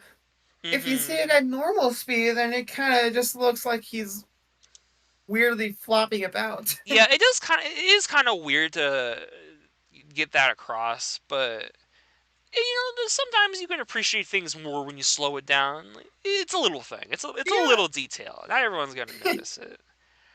But I still think it came out pretty good. Thinking I'm easily impressed. I'm just happy to have someone working at all. The fact that you were able to actually that you actually were willing to try it still makes me really happy. yeah. I'm willing to do everything I can. I appreciate it. And then this thing, obviously, obviously it takes a little bit to spawn. One thing I wish I could have included in the downbeat segment was like a little combo showcase, but the downbeat was getting pretty. It's really long. It's probably his most complex Yeah, it's move in pretty his kit, long. and I didn't want to drag out one particular special move. I always wanted Ryu to have an enhanced importance though, because like from the start, Ryu obviously he had to be here. But my biggest priority with this special move is obviously Ryu needs to be like he needs to be taken seriously because obviously he is like a threat in the game. But I also want to keep making it so that even to Yoshiki, he's a threat. Like he's not something you can abuse. He is his own entity on the stage, and you need to respect him just as much as the opponent does. So obviously, I wanted him to feel more like an actual presence, like instead of like a regular trap or projectile. He's just Yeah, straight up a little it's thing. very very committal. Yeah, and he is there. It makes him really strong in a lot of situations, but in a lot of other situations, like Mono Nerd said, the funny interaction with Mario pissing, it can backfire really, really Oh no! Piss hard. on the child. He literally can just piss on the child, and Yoshiki will be punished for it by the child destroying him. And it's so good. I love LOL so much. Little things like that are like hilarious. I love it so much. I love this community. I love this The only community. community where it's all right to piss on a It's child. all right to offend a child. You get a it's a positive interaction. You win neutral. It's good. It's objectively a good thing. Uh, so yeah, that's why if it seems like Ryu is definitely the longest segment, that is definitely why I spent a lot of time on it. This used to be a lot longer though. He used to be able to do a completely different thing if you were off stage or in the air that we took out after Plums realized it, and it was a good thing it was taken out. You want to say what it was?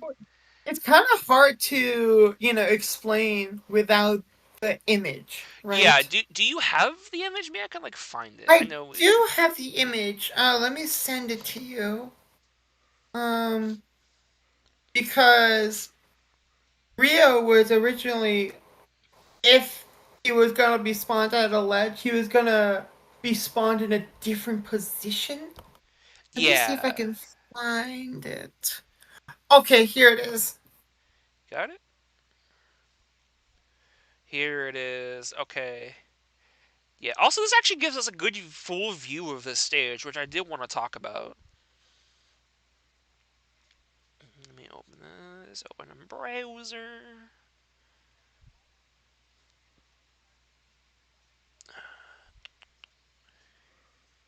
Here we go. Back to this.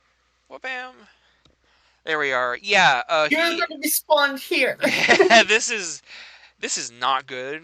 This is not good at No, all. this is not good. This is very, very not If good. you spawn something like this above the ledge, that spawns like right here, there is no option for everyone else, for your opponent, because if you try to recover high, you'll get hit by Rio. If you recover too high, why would you even do that? And if you recover low, there's a very likely chance that Yoshiki is there waiting for you to grab ledge and then two frame you with his very strong down smash. So it's very much a one-sided thing, which makes a completely unbeatable edge guard scenario. Yeah, it is way, way too strong. I think it's good that we definitely didn't keep it. I think it also just simplifies the move down a lot more. Just like this was, the main idea with Ryu is like obviously there were three different places he could appear. This was referencing more something from Satoshi. Maybe if I ever make a Satoshi Echo Fighter, I guess I've debated that. I could, That'll be I could fun. maybe make it so that Ryu appears in the air exclusively. Um, which would be interesting. I don't know how I feel about Hmm. two Ryus on the stage. It's again, I'm very, very picky about that kind of thing. But if there could be like dittos, I guess I shouldn't worry about it that much. Yeah, I think that's fair game, right? I Yeah. mean, listen, there was this moment in Smash Ultimate you could have two Chromes, one as a fighter and one in Robin's final set. I That's think that's true. very funny. Yeah, you know what that? Yeah, okay. Maybe if I Yeah, ever Chrome do. beating his own self. Fucking god damn it, Godsooks! I Scrumpus McGumpus returns again. Why did they crucify him? Why did Goofus I do think it's this? super funny. Why did Gilgamesh do this? Why? What did Scrumpus McGumpus do to them? He's innocent in all of this. Oh, it's the Oh my deadly god. Scrumpus McGrumpus. So good to have you here. That is my legacy now, isn't it? Like, forget like the first LOL Chaos video. Scrumpus McGumpus is my favorite LOL bit now. But I yeah, love Scrumpus I McGrumpus. love Scrumpus McGumpus. He's my favorite YouTuber. Unfortunately, he's now crucified and he is dead. This is terrible. I will have to save him after the stream. But yeah. So obviously, like, within the here he spawns in the corner. That's something from Satoshi's chapters specifically. Um, this the part where obviously Ryu spawns isn't very specific, but this one right here where if you're at the ledge and he appears and starts walking towards you, uh, this is specifically a reference to like chapter 2, where if you walk out of the room where Ayumi first gets possessed in, and you bring her out with you, um, Ryu will start walking to you from the middle of the hallway, and you basically are forced to either try and walk around him or back into the entranceway. Um, that's also why that area is just in general very important to chapter 2. That's why it's his stage. Just the crossroads in general, it's very thematic. Um, but also, I just think it's cool that like Ryu is it's the first time he really takes action against you, and I like the idea of him like suddenly you have to like him moving is unnatural. It's not good. It's very bad if he can suddenly start walking to you. Obviously, if he does touch you, you get a game over. But I don't know. I just thought it'd be cool to just have like an alternate thing where he does start walking towards you near the ledge.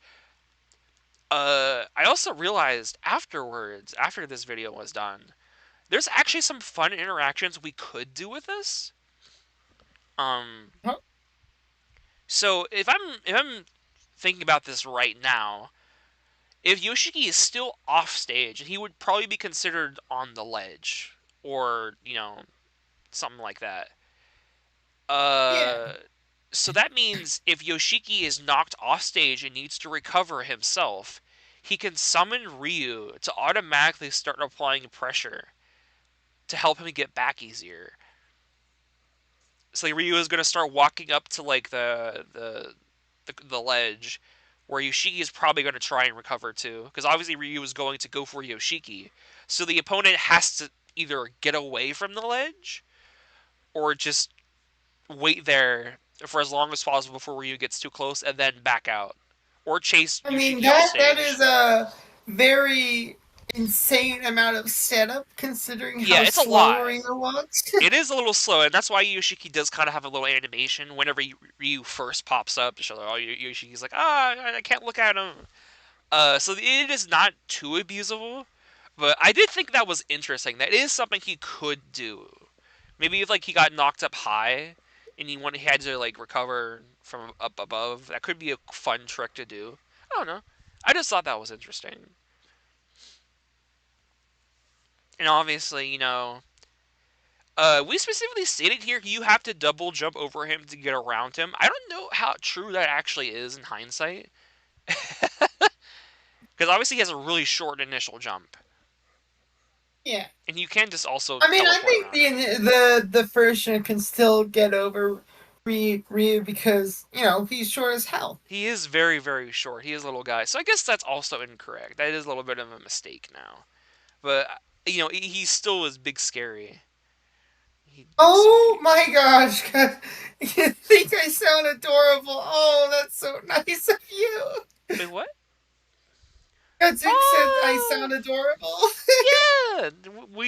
Everyone in the law community has wonderful voices. It's so awesome. I really appreciate that. You get chasing Yoshiki off the ledge and you get Yoshiki sighted. I didn't think about that either. You go off stage to try and solidify the kill to get that lead, and Yoshiki's like, "Nah, you're going down with me." Yeah, it's like at 100%. No, you're getting spiked. That's so good. I love that so much. Oh yeah. Also, obviously, yeah, Ryu cannot despawn. You are stuck with him. Again, I wanted Ryu. I wanted Ryu to be a tool that you don't want to spam, because obviously him being on the stage is good, but it is just as bad for Yoshiki because he has to deal with it too. The little shit. Um. So yeah, I just wanted to give it more Ryu more of a presence, and I think we did pretty well with that, all things considered. Yeah. I don't think there's anything else to talk about with Ryu though. Obviously, I included a lot of stuff from like the inspiration clip. Obviously, don't look at his eyes. Don't look at his eyes. And then there's a bit with Yoshiki where, I mean Satoshi, where he's kind of floating up above. Specifically, that part where he stands up. That's where I got the idea to like where if you walk closer to him, then he stands up. I don't know why. I just again, I wanted to make him feel spookier. I want him to feel a little bit scary. So I just included that. It's a little special thing. Oh boy. All right, Mono Ham. nerd. Oh boy. You're gonna have to do a lot of explaining as to what the fuck Yoshiki does to I mean, Juno. what do I need to explain? Mono nerd, you did ask, like, what happened here? What do you guys think happened? Genuinely, what do you think happened here? Like, what? From my understanding, he eats her. You were correct. He goes fucking nutso. Yeah. So specifically in this is another thing from chapter two. The first chapter, Yoshiki like is playable in. The main one he's pretty much playable in. Uh, this is the first chapter. Back in the older versions of Corpse Party, there was a mechanic called the Victim's Memoirs. Originally in chapter two, you had the option to pick up pages from survivors of from like dead victims, and you could just collect them. And if you collected all five, you would get a bad ending if you read the last one. Specifically, the one in chapter two is about cannibalism, because obviously, if you're trapped in a terrible uh, closed pocket dimension, you can't get out, and you're stuck with just you and your friend, you're gonna starve to death. And Yoshiki reads all five pages, and once he's done reading the last page, all he knows is he blacks out and he wakes back up, and he's standing over Ayumi, and she's just on the floor, like she's been like basically been completely like she's kind of been disemboweled, Mutilated. I think, yeah, mutilated, yeah. And he kind of starts freaking out a little bit, and then he spits out a little bit of meat, and he's like, "Oh shit, what's that?" And he reads the note that Ayumi kind of wrote in a rush, and it's like, "Oh yeah, like my classmate's trying to eat me. I can't escape. I'm getting tired." And then Yoshiki starts freaking out and screaming, and then he keeps eating. It's so scary. It's so evil. It's so fucked up. I actually watched that scene as It's well, so really I do know good. what goes on It there. is Yeah, such a good wrong continues to end. eat her. It is so sad, and the fact that he keeps crying whenever he like cannibalizes her, because like whenever he just fully realizes, like, oh no, what the fuck, this is terrible. It is such a It's so cruel it's wrong so ending. fucked up. It is so fucked up, and I love it. I those are technically the more special wrong ends you have to go out of your way to find. I don't know. I mean, he kept eating, so she must have tasted good, I guess. Uh, but yeah, so I was like, okay, this is something. I thought it'd be cool if I made that the final smash, because usually he doesn't really have anything else, really. But this is still a very memorable wrong end, and it's very important to chapter two. So what seasoning does he use? Uh, a good question.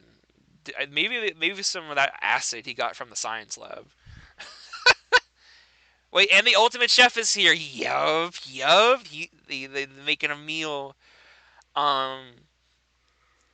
Uh. I think he had a really good meal here. I mean, the baby probably had some extra sustenance. Salty. Yeah. Also, that skit that a mono nerd did with Juno being attacked by the chipmunks.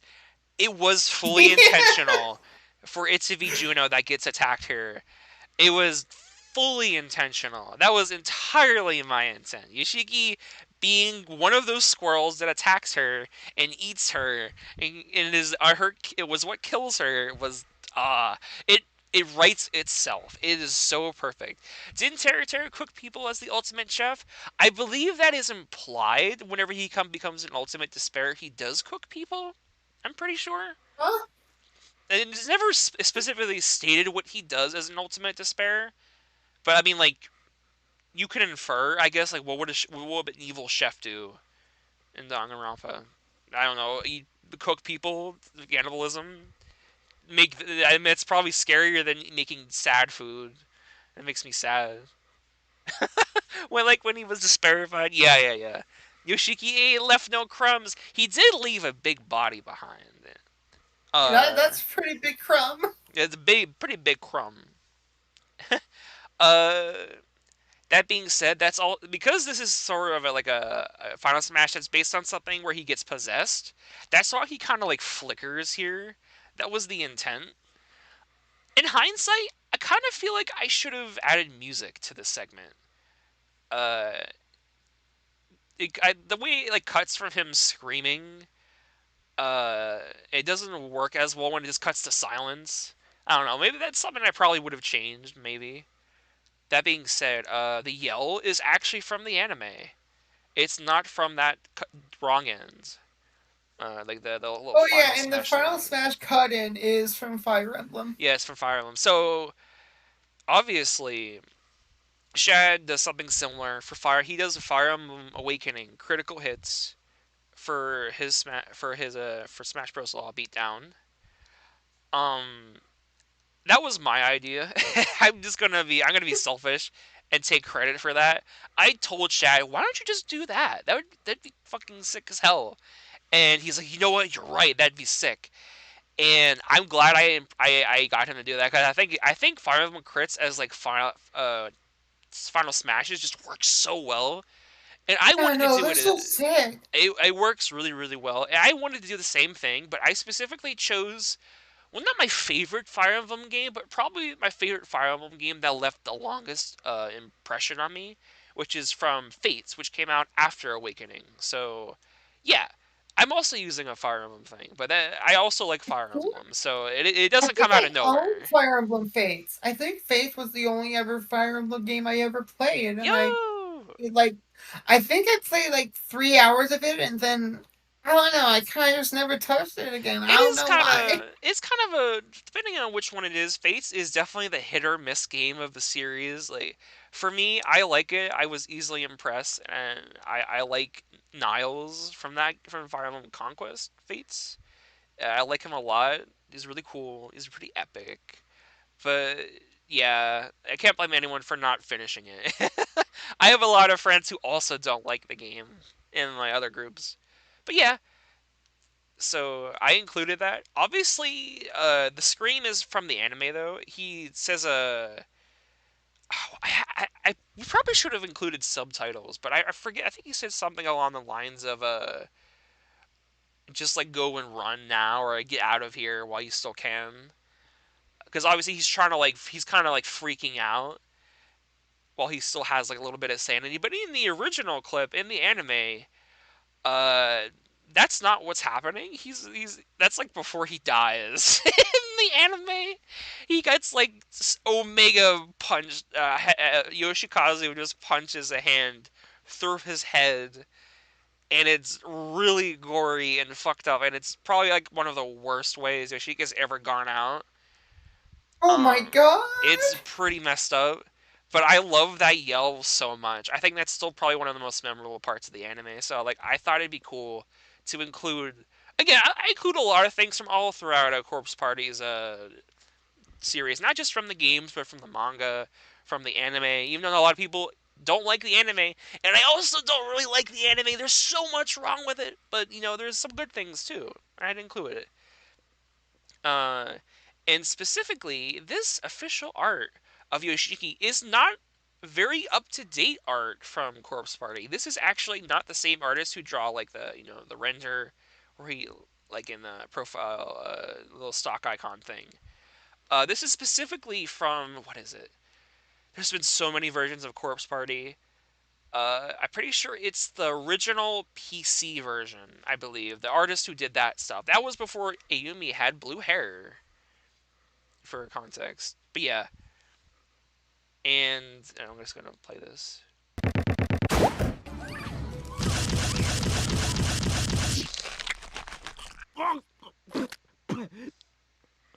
Thank you so much, Plums, again for including that little bit at the end where he spits up the meat. I think you really just like everything about this Final Smash is so perfect. I love how everyone's reacted to this. In fact, so many people just didn't remember this. It's Final great. smashes are usually my weak point. Funnily enough, Yeah, you mentioned that. Encore has some really shitty final smashes. Yeah, the footsteps. um, He had to move fast. He had to move fast. He's ready to get you. He's gonna get you. You were saying?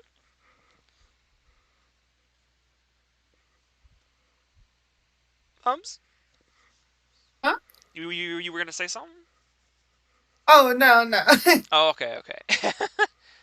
Yeah. I got some people commenting how they like that this is like a good way to include gore and like without being like it keeps the spirit of Corpse Party without actually Wow, making it this like this violent. really is a corpse party. They do be a corpse party. Like look, they're gonna fly. You know, and actually, I This true. think This truly was a corpse party blood drive. this was a blood drive, all right. Modern Nerd, this was one of the points where you commented on the custom sprite work. I am also kind of really proud of like that chair hit. I do really like that a lot. Yeah. This was And there then wasn't this as is much this going is into the it. chair attack is the down smash. Even Yes, though I think it kind of looks like a forward smash, we do have a separate thing for forward smash, but this is the thing that two frames at ledge. yeah. I Yoshiki. One of my main ideas I have with him is like I don't know. He's like it's weird coming up with smash attacks for him. Obviously, the up B, the up smash is going to be Doria, and it's going to be really strong. And I figure, okay, if he needed something to cover both ledges, it could also just be that. I mean, both sides of him. It'll just be that. Then everything else is for those other uses. Yoshige hits Homer with a chair. Kazuya has down smash. And when is Kazuya gonna hit you with a chair? Kazuya, yeah, it is Kazuya down Is smash. it?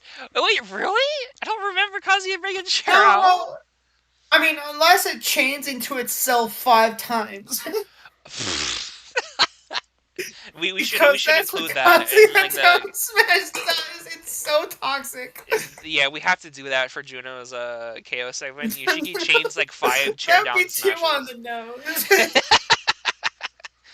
Yeah, so can the player respawn if their corpse is on stage? I'd like to think so. Yeah, I mean I mean, they this died. is stock. They have to They respawn. have to respawn, so like it is pretty morbid because like now they have to like go. Oh, there's two of me on the stage. This is pretty scary. But it's also corpse Yoshiki party. hits Homer with chair. I love that so much. At some point, I would animate that if I No, could. I need to make that edit now. Please, if you would do that, that would be really awesome. Oh my god, I need to do that. And then I guess I'll quickly say really quick. There is one minor thing I will point out about the chair. Yoshiki, generally in Corpse Party, he uses chairs a lot. Like, there's a lot of stuff where characters just kind of like use chairs. Because I mean, there are chairs everywhere in Corpse Party. It is just kind of like a thing. Like they're like the most easily accessible big object to throw at somebody in a horror setting, especially like in an old ass elementary school. Um, I guess I'll pull it up right here. But this is actually a specific reference. It's from the manga as well. In the manga, he actually just randomly picks up a chair and starts smashes like a character with it. He does not do this in the game at all. He Oh, look does at not. that. Look at that. He's also yelling He even Shinozaki. yells. See, he yells so fucking much. He's so funny. He does it all the time. Like, it is so good. Uh, One thing I will comment on, like he is kind of holding it weird in like this clip. If you notice, he's kind of just holding it onto like the one uh leg, I guess. I don't know how you would Yeah, you describe really that. think you should have cameoed Bart? You think we should have cameoed Bart, have Yoshiki eat it tiles? That's even more fucked up. You know what? That'll have to be a randomized matchup. We'll have to do that. We'll have to not even no, that wouldn't be randomized. We'll just do that matchup next time because that's it's like Can they Yoshiki destroy the fabric of reality like Muscle Man? you know who else can destroy the fabric of space and time? I still think about that a lot. It's one of my favorite bits from You know that who stream. else? Two Uh, Face and Ledge with down smash? oh my god. But yeah, the chair thing, a lot of characters do it. It's not very complicated. The sprite's a little bit weird, but it works. It does what it needs to do. And then, obviously, I am I love this so back air proud so of this. much. I did get some comments saying the legs from a friend. I could probably improve the legs a little bit more, but this was just mostly so like I could improve this later. This was just meant to be like if it works, it works. And yeah, uh, I love this back air so much. I love it so much. I am very proud of this so I much. I made think sure to add a lot of impact frames. yeah, like I want that. I want her. I want all of her aerials to have like some really good impact, and you nailed it out of the park. I think one of my favorite things when I first saw you finishing this is I would pause it right here to show like how he kind of like his body kind of obviously that's like his knocked back sprite, but Yeah, but it fits so well. it fits so well, especially at like this angle. I really like it. It works really well. I would often replay it just to keep seeing that bit. And obviously, one of the only points in the video Heathcliff really pops up, but he's here. Also, I think Yeah, obviously the first clip, I think everyone knows what Yoshiki says. He's saying Shinozaki, but I'll play it again. I don't remember what he says there. I'm pretty sure I could find the clip where he screams that. Maybe he's like a no or like a something like that. Probably like some kind of like a pleading thing, like freaking out. But I think that it doesn't matter. Maybe at some point I would like to in a future update patch. If I once I know what it is, I will probably include I guess subtitles for the KO sounds as well. And we spent so much. I spent a lot of time on this. oh yeah, the up throw. This up throw, the grab to up throw. Neku A is lot gonna of be stuff happens here. so much happens here. Neku is gonna be a fucking pain, but I love Neku. Despite continuing Nick is gonna weaponizer be pregnancy crazy. like tainted Lilith. Yes. Yes. That is literally what I said to Heb. Can you believe that? Can you believe it, I guys? said that Tainted it's gonna Lilith. be like Tainted Lilith, where like the baby comes out of the thing and starts whipping it around. I love. I think. I don't. I know. Obviously, I think a lot of her alt costumes should be stuff referencing the movie, but also I just love the idea of a Juno alt that is just tainted Lilith. That is just so funny. I love that. Like Yeah, just no, referencing pregnant we need to characters from have the things. emote. Yeah, yeah. Like Nick was very well animated, but Luigi's just he's like he's the best. Yeah, he's He's just just there, happy to be here. he's just chilling there with this dead eye stare. Oh my god. The ASDF gal. Oh my god, you're right! We have to do that. I forgot that's one of her moves. Oh right, Oh my yeah. god. Okay, that's a cameo I'm gonna need to remember because I didn't do any And cameos as for soon this as you first move come out set, to but I play, will next time. I don't want to do cameos unless I really want to and really feel like they fit. That's one where they fit. But yeah, I do like the ASDF characters too. But yeah, this took a while. Not only was spreading this a pain, trying to find the sound effects was a pain. Eventually, I think like I was very insistent on like I want to like find all the exact "The World Ends with You" sound effects so they can be used for Neku. I think I'm not gonna do that as much because it's really hard. Like when you look up the sound effects on on YouTube, they are all just in one single video playing one after another, and there's no breaks in between. So it's literally like trying to find a needle in a haystack, like one noise in a sea of noises, which is fitting for the world ends with you. But holy crap, if you wanted to make Neku in a Smash Bros. Platform fighter, I don't know what to grab. And he has is a it lot of not? rich. Is it not in like the sounds resource? No, I think I did No, check there, and I don't think it's there. A lot of my the world ends with goodness. you resources are not fully on the resource writer's resource and sounds resource, which is a big pain. In fact, there are a lot of corpse party sprites that are not also on the writer's resource. I've had to go to the the Discord for that as well. Thank you again. I've been thanking them a lot, but they have genuinely been a huge help. Actually, I guess or we can also talk about it soon. Something someone else brought up, which is the sprites in general. We'll talk about that when we get to the victories, though. Oh Yes. yeah, yeah. I love that. I love this bonk. I love how he just spins everywhere. It's so good. Oh man. And Oh, here we obviously, go. that KO.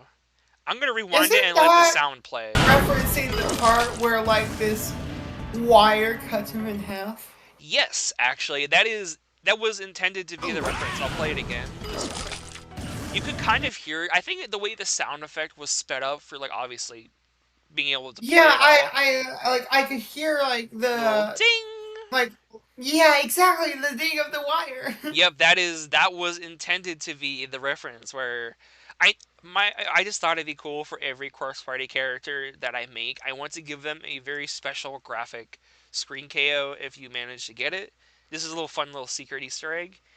And obviously Yoshiki getting bisected when and just split in half when he smacks against the screen, I thought was cool.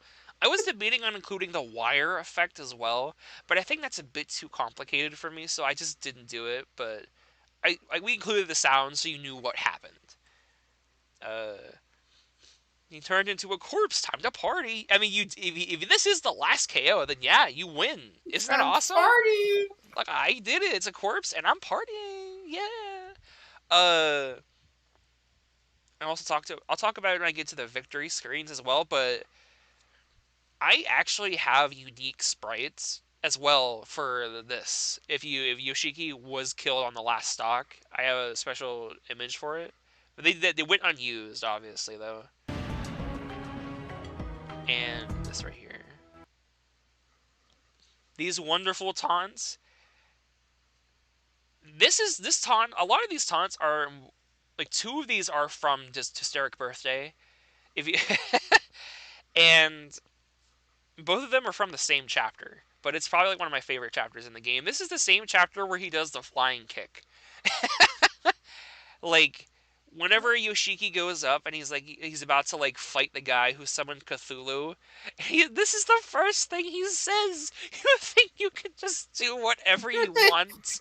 You I'll think you knock can the just fight out of do you. whatever you want? You think you could summon Cthulhu out of nowhere? Yeah, and I'm just like, that is such a funny thing to say, but also like knocking the fight out of someone sounds like I'm gonna knock you off the stage. So I have to use this. It's too silly, and it sounds like it is like an actual taunt. So I had to use it. I had to include it. It's really really good. Uh, and then obviously this taunt is from the original Corpse Party, the original like once all the characters make it down to the bomb shelter and the game is about to end. This is one of the last thing he says before going into the final room. And it just felt poetic to include something there from the first game, from the ending, because just like it's cool. It's a very intense moment. I thought I had to pick it up somewhere. And then And then the silly the one. silly one.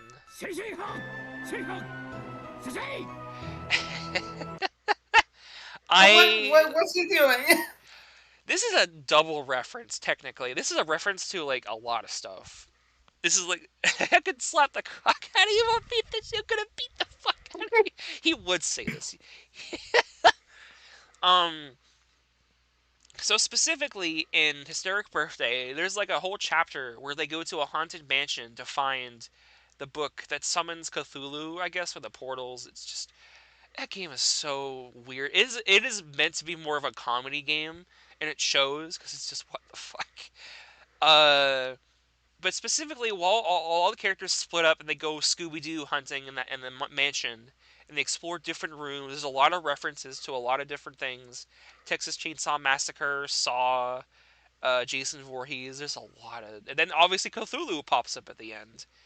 But they have a very special reference where Yoshiki and Ayumi go into a room labeled PC-98, which obviously, to anyone who doesn't know what that is, it might come out of nowhere whenever they enter it, get locked inside.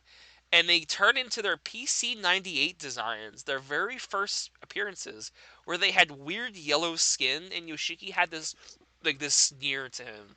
And Ayumi didn't even look like the same character.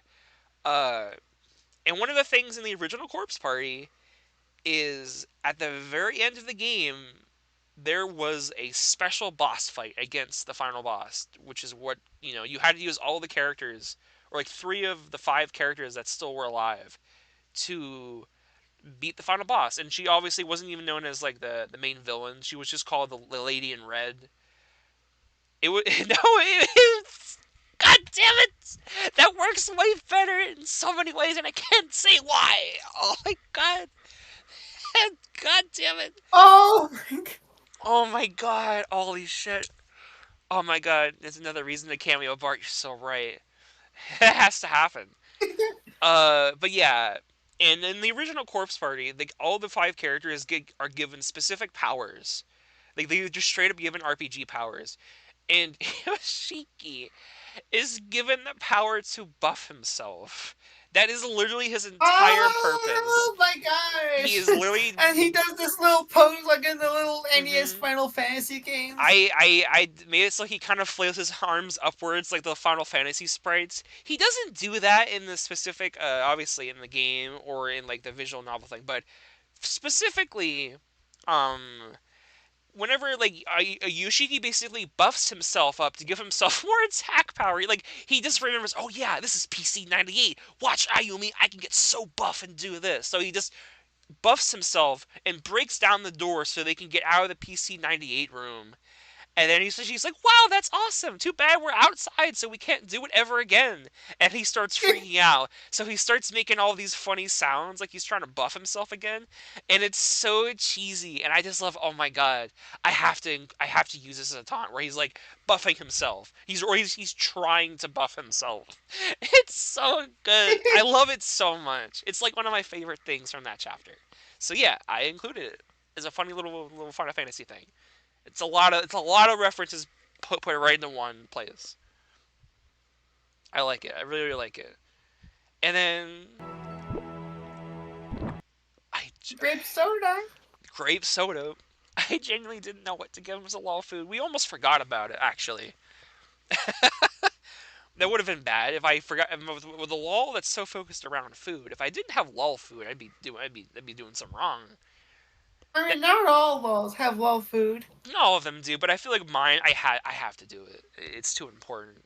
Um, he's making a 1% chance to make his next attack insta kill. I Oh, that I would like be flack. that would be funny if he had like a. I would maybe actually just give it a 1% chance to actually buff him, and it will play. And I would have to dig up the PC 98 game and find the sound effect that is the buff. I would do that. I would go a step further. I would just make an actual buff because it'd be cute. Um, but yeah, I have no clue what Yoshi's law food was going to be. Like, he doesn't really eat much. Like in the start of the video, he like goes shopping for like olives, and fucking he just starts getting up like what, like olives and like tofu, mineral water. Like Yoshiki is a delinquent. He lives alone. He owns his own house, basically, his own little apartment. I think. He gets like he just gets the necessities really. So I was like, but that's obviously just him getting his necessities. That's not like his favorite food or anything. So what do I Olives what I are a make it? necessity. Yeah. Wait. What? Olives Oh, are a necessity. I don't know. Maybe he's making like chopped olives. Maybe that's like a little treat he gets with his mineral water. He lives. This Yeah, is. his law food should have been human flesh. We're sorry. Yeah. It's funny because in Hysteric Birthday, there is a entire chapter dedicated to Hell's Kitchen, a Hell's Kitchen parody. I kid you not. It is literally just a Hell's Kitchen parody, and Yoshiki Is is Gordon one of the. Ramsay in it? He is not, but they reference it a lot. They reference it him a couple times, I think. Uh, and Yoshiki is specifically included as a chef. And he says, "Oh, I know how to cook. I make microwaved meals." And I'm just like computing to myself, do I give him his law food microwaved meals? And he's really proud of it too. I was like, I am not doing that. It would be really funny, but like that's too depressing. That's too depressing. So I just asked the Corpse Party Discord, do we know what his favorite food is? Everyone basically said, I have no clue. I think he mentioned he likes grape soda at some point. Okay, grape soda it is. Gordon Ramsay is logged in. That is a Law Chaos character, honestly.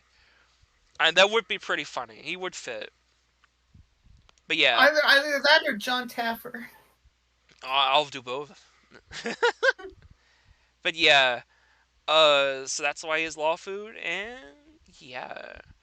I guess before we go any further, I'll talk about the stage because I actually put a lot of detail into the stage too. Do we have a full image of it? I think we do somewhere. No, I just had it like as part of like the Ryu thing. Yeah. Okay, let me get it out because there's a lot of Easter eggs here actually that I don't think many people saw.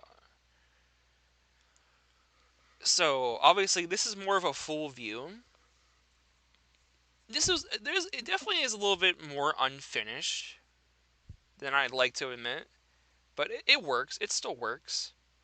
Um, whoop, there we go. There we go. Yes, yes, yes, yes. Here we go. They didn't have it on the right menu. I have two. I have so many windows open. uh, yeah. Here we go. This I wanted to recreate the crossroads as accurately as possible to the game as I could, while still obviously being like a good stage.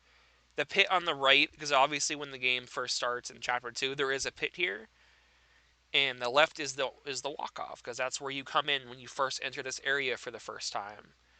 And obviously going to the front is to the entranceway. I put some little shoes there because of a lot of children's shoes near the entranceway in the crossroads. The little paper notice that's always there in the crossroads.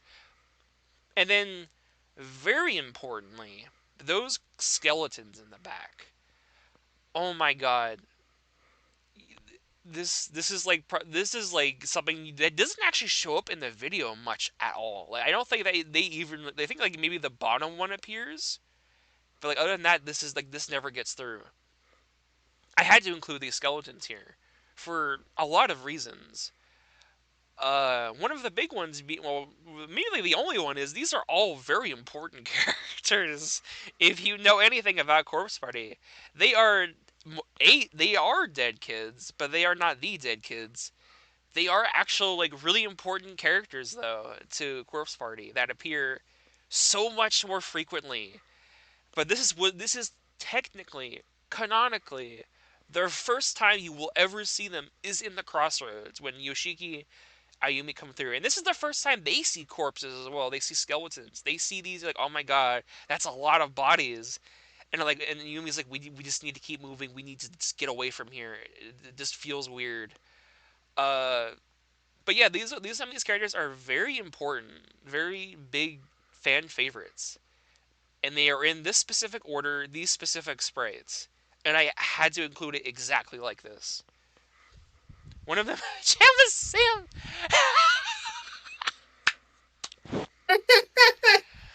Shiver Sam. Ah, but God, that's such a funny idea. I'll include like a very specific like art style skeleton where it's just like him like when he gets electrocuted in one of the games, and just put a skeleton in here. And the art style was completely different, but you can tell it's from Humongous Entertainment.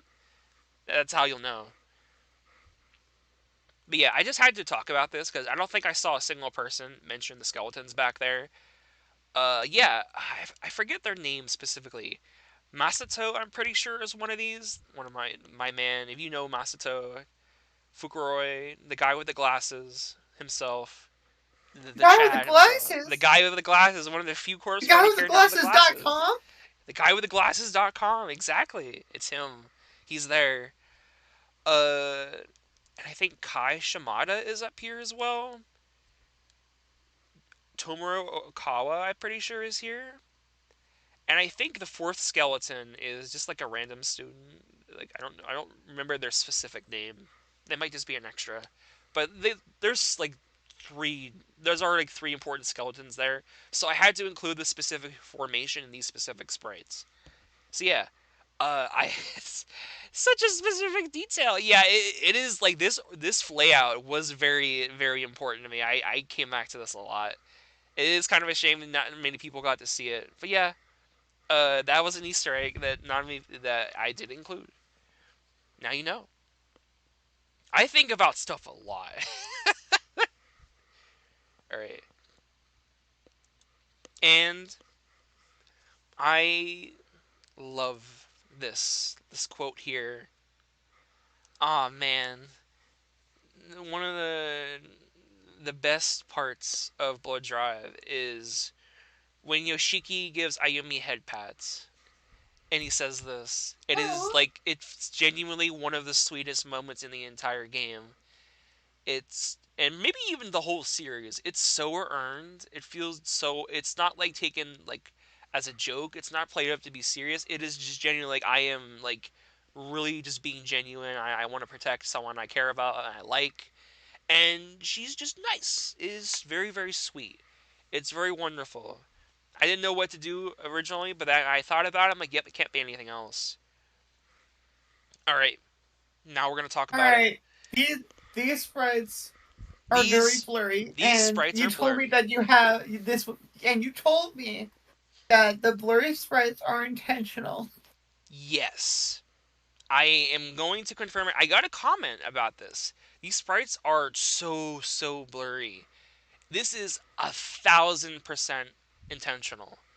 This is very intentional. So intentional. And it might not be required. I think this is something that if anyone else did a corpse party character, I don't think they do this.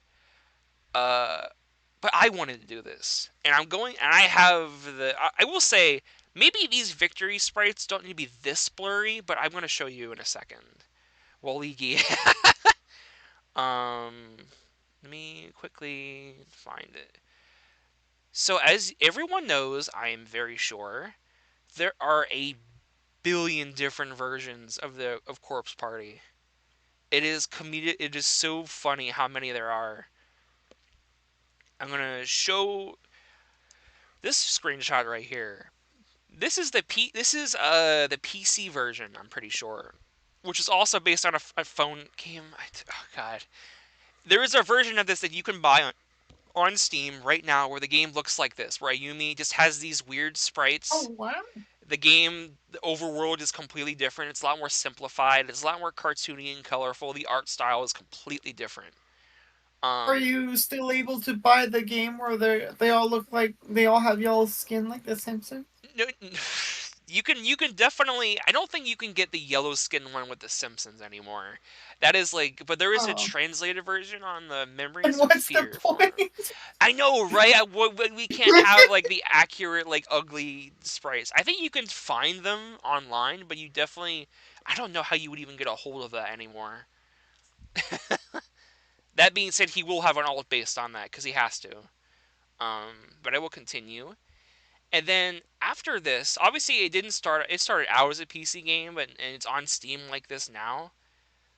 But then the one version of the game I think everyone knows of is the PlayStation Portable, where did it load? No, it did not. Here we go. There we go. Here we go. The game looks Oh something my like god! this. And if you notice, the Oh my god! backgrounds are so much more detailed than the character sprites.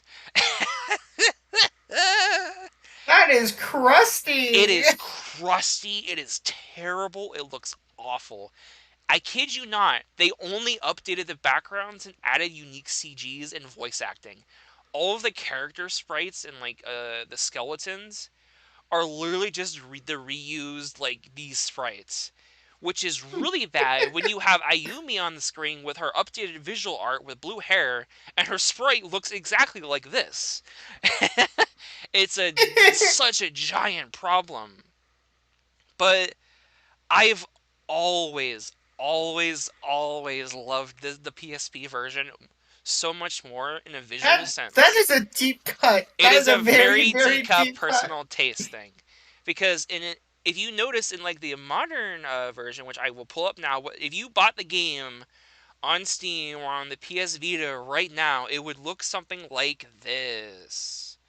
It looks much more normalized, and the characters are almost always in the center of the screen. It's not really as dark, if you'll notice. It's a little different. The sprites are definitely a lot better, but ah, it is such a picky personal touch. I love this style so much more. I think the idea of them being very blurry and it's harder to tell what these expressions are. It's a little bit more indie, I guess is the way to say it. It's a little bit more unprofessional. Um, and the camera movement also just works very differently in the PSP version. It is a pure taste thing. So for all Corpse Party characters, they will look like that. It is such a deep cut. It is such a deep cut. And if anyone else did Corpse Party characters, they would not look the way I do them. Yeah. So that's why they look so jank and weird. It does look like it's a fan made thing. But if you compare oh my god, that is so bad. That is so bad. Like the dichotomy. But that again, that dichotomy of Corpse Party of like these very silly, cutesy character designs thrown into like a very dark, detailed location. They clash really hard. That clashing art style thing has always been so core to Corpse Party. I love it too much, and I think yeah, it is a very selfish thing to do, but I had to include it. Also, welcome back, Scap. Yeah, it's so crunchy. It's so crunchy, and I wouldn't have it any other way. I will say maybe the victory sprites are a bit too blurry, but then I look at them back to back here, and I'm like, I don't know, maybe that is perfect. It looks so bad. This is an official product you could buy in 2010. Think about that for a second. I remember for the 3DS version, there are like still some sprites where they have this updated art style, but some skeletons still use this art style. It is This so reminds me. bad. This reminds me of the first mobile port of the Ace Attorney trilogy. Oh my Right? god. Oh my God, you know about that I too? I don't know Like, about the specifics, but like I'm just picturing it in my head.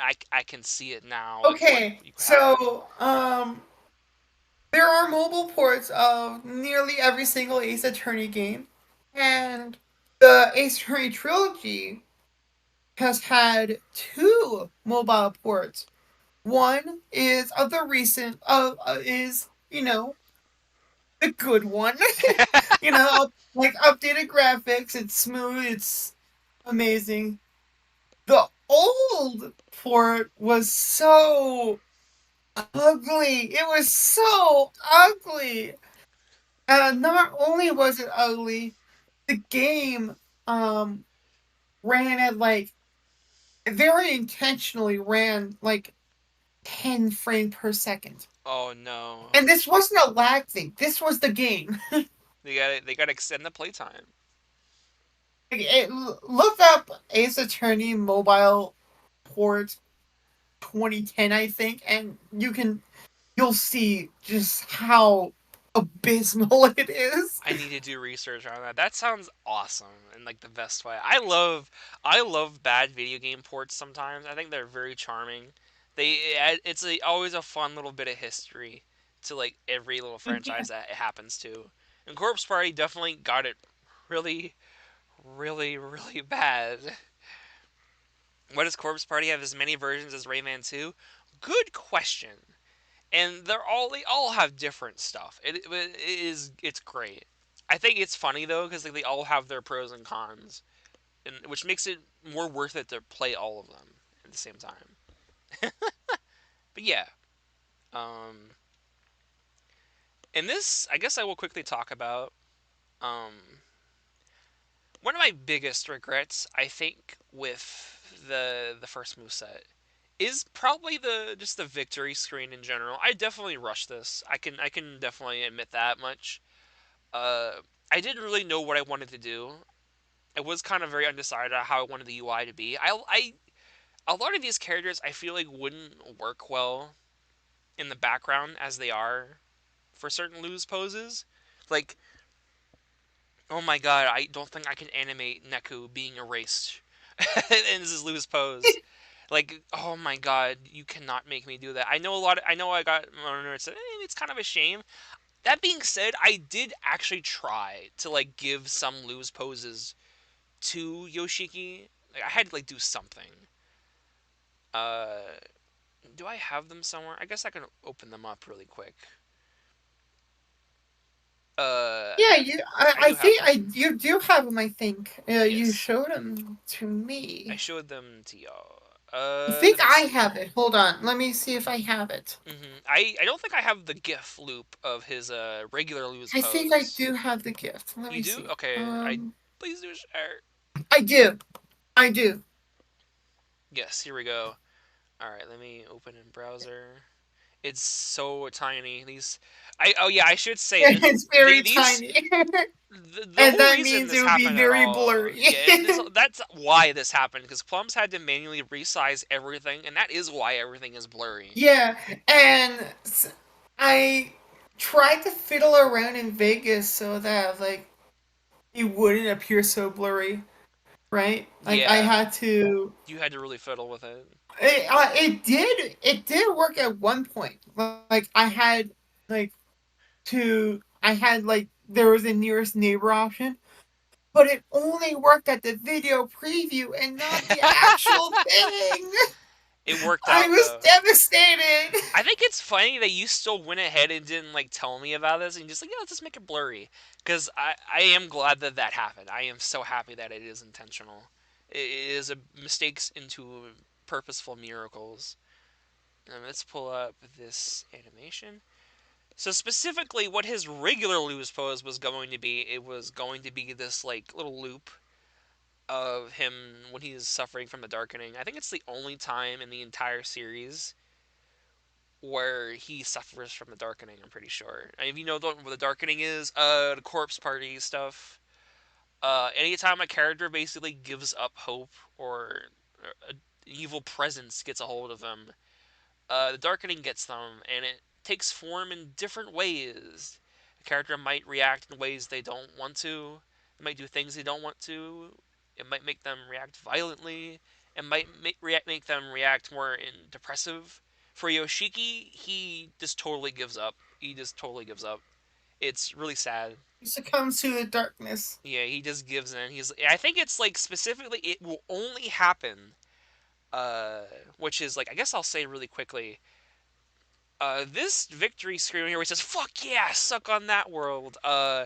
This Does is he the actually say "fuck yeah"? yes, he does exactly say that. I think I even have the clip of He it on says YouTube. "fuck." Like he literally just That says is, like "fuck he yeah, says suck on "fuck." that." He just says "fuck."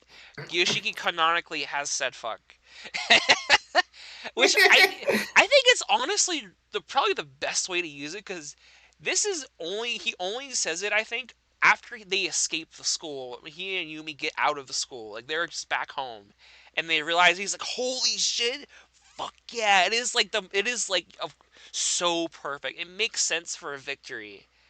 Uh, and so obviously I had to include it here. Um, but if he afterwards they have to go back in because Ayumi has a massive guilt complex over this entire the whole game's plot, obviously because it's her fault that everything happened. And Yoshiki has the option to choose like, okay, I'm going to go back in with Ayumi or not.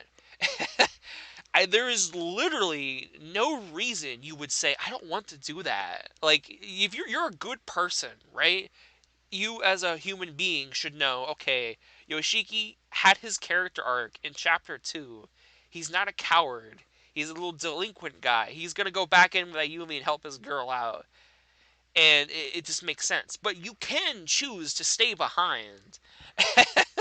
And it is so fucked up. The anime even basically does that. Like, they adapt that and that choice, which is really cool, honestly. I still really like it. And Yoshiki gets so much guilt over it, and Yumi goes in without him, and so many things go wrong. But he does eventually convince the ghost to let him back in to try and find a Yumi. He doesn't. he gives up hope, and it's just really, really sad. It's really, really sad. So you get like both sides of this part of the game in victory and lose pose, which is really cool. This open the door to darkness. Someone went to the door of darkness? Oh my god! And I guess I will include the other lose pose. Gore warning, big gore warning.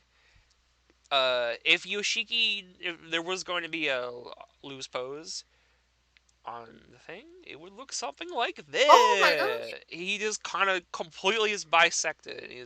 It You is never showed me his this. everything is everywhere. I don't think I posted this, but I did make it in case we ever did use it. It is very graphic. But like he did My get bisected. goodness. Yeah, we definitely could still use it at some point. But yeah, I did preemptively make some loose poses for characters. And I was pretty proud of this one. I really like it. This probably would have been the only other part of the video that had gore, I guess. But I guess we kind of lost it. Um. Oh my god, my throat is so tired. Yeah, I did see someone commented. I think it was Mono Nerd. Yeah, of how I used the part of the trial where Teru actually like loses the trial instead of like one of his other sprites. I actually changed that. I think last minute. I kind of realized, wait, shoot, there's like something so much better for this. I should use that.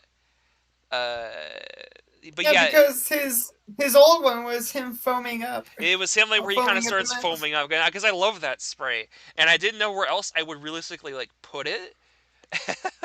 Maybe like We the need to have that somewhere. maybe like the dizzy stun where he gets like his shield broken and that happens. That'd be cool. We Up haven't tilt. showed off his shield yet, which I am very proud of that too. We have that as an up He, tilt. he goes, "Arr, arr," he's just shaking, his foam and bubbles kind of bubble upwards. I don't know. I guess that would be an easy thing to do. I like that. No, Oh no, my god. no, wait, no, that was a joke. Yeah, Terror has an aneurysm, and that's his up tilt. No, don't actually do that. That was a joke. I won't. I won't. I have a very cool idea for this. And obviously, I just kind of throw Yushiki's thing in here. It's easier. Uh, if you notice though, this is the Crossroads victory screen. Another reason why I think I don't really want to do lose poses, uh, like that appear in the background, especially for like my stages, is like a lot of my sources don't really have room for that. I would have to really, really edit a lot of these victory screens. They're just like the victory screens, you know. I don't really want to like put a lot of super effort into them where I could be putting that towards like actual like custom sprites for attacks and things. So that is just kind of like it might be me being a little bit lazy, but I am cutting out effort for this for to put into better places. That being said, I do think this works really good because this is like the entrance halls, where you can leave the building, kind of, sort of. So I think this is very thematically fitting for a victory area for the crossroads. And I think that is everything until we get to this wonderful spot here. All the smoke and And steam. then the silhouettes of all these All of these wonderful mysterious characters. entities. No one has really commented on this. I am very surprised. I mean, I've saw a couple of videos, people is commenting on it. Let me pause it. Better spot. Uh, there we go. This is definitely this victory. Not victory.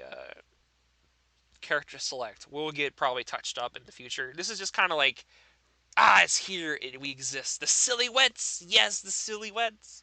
The The sillies. They are here. silhouettes. The false kings of law chaos. The false face. I have no idea who they are. Yeah, no one can recognize them, which like, that's totally fair.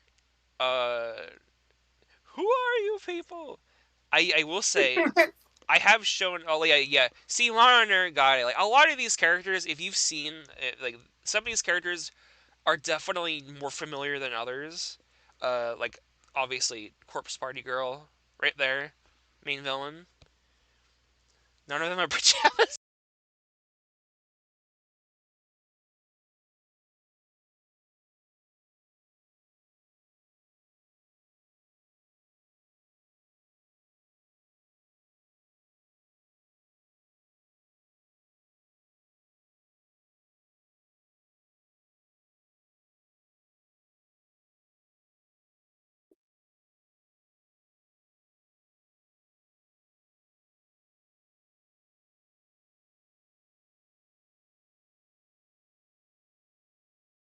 Okay. Hello?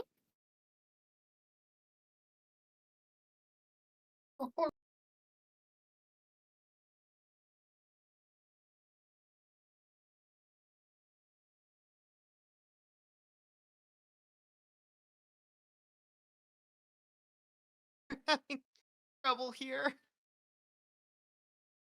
Having a bit of technical difficulties.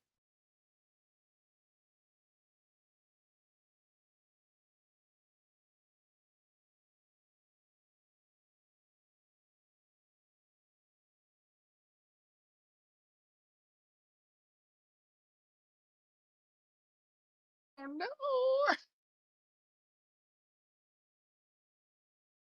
Oh jeez.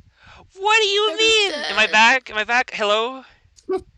Yes, Hello? you are back. What Hi. happened? It just said like your Discord is not detecting output from your mic. Let's fix that. Like, why? Why do that? I can't do stand-up comedy. I can't take over. I'm not gonna link the entire roster. I'll end up leaking the entire roster for anything else because I want to. I keep talking about it. Granted, I mean I've talked about it a lot in the past already, so I feel like I could be more honest about who is and isn't coming back. I always don't want to spoil too much though.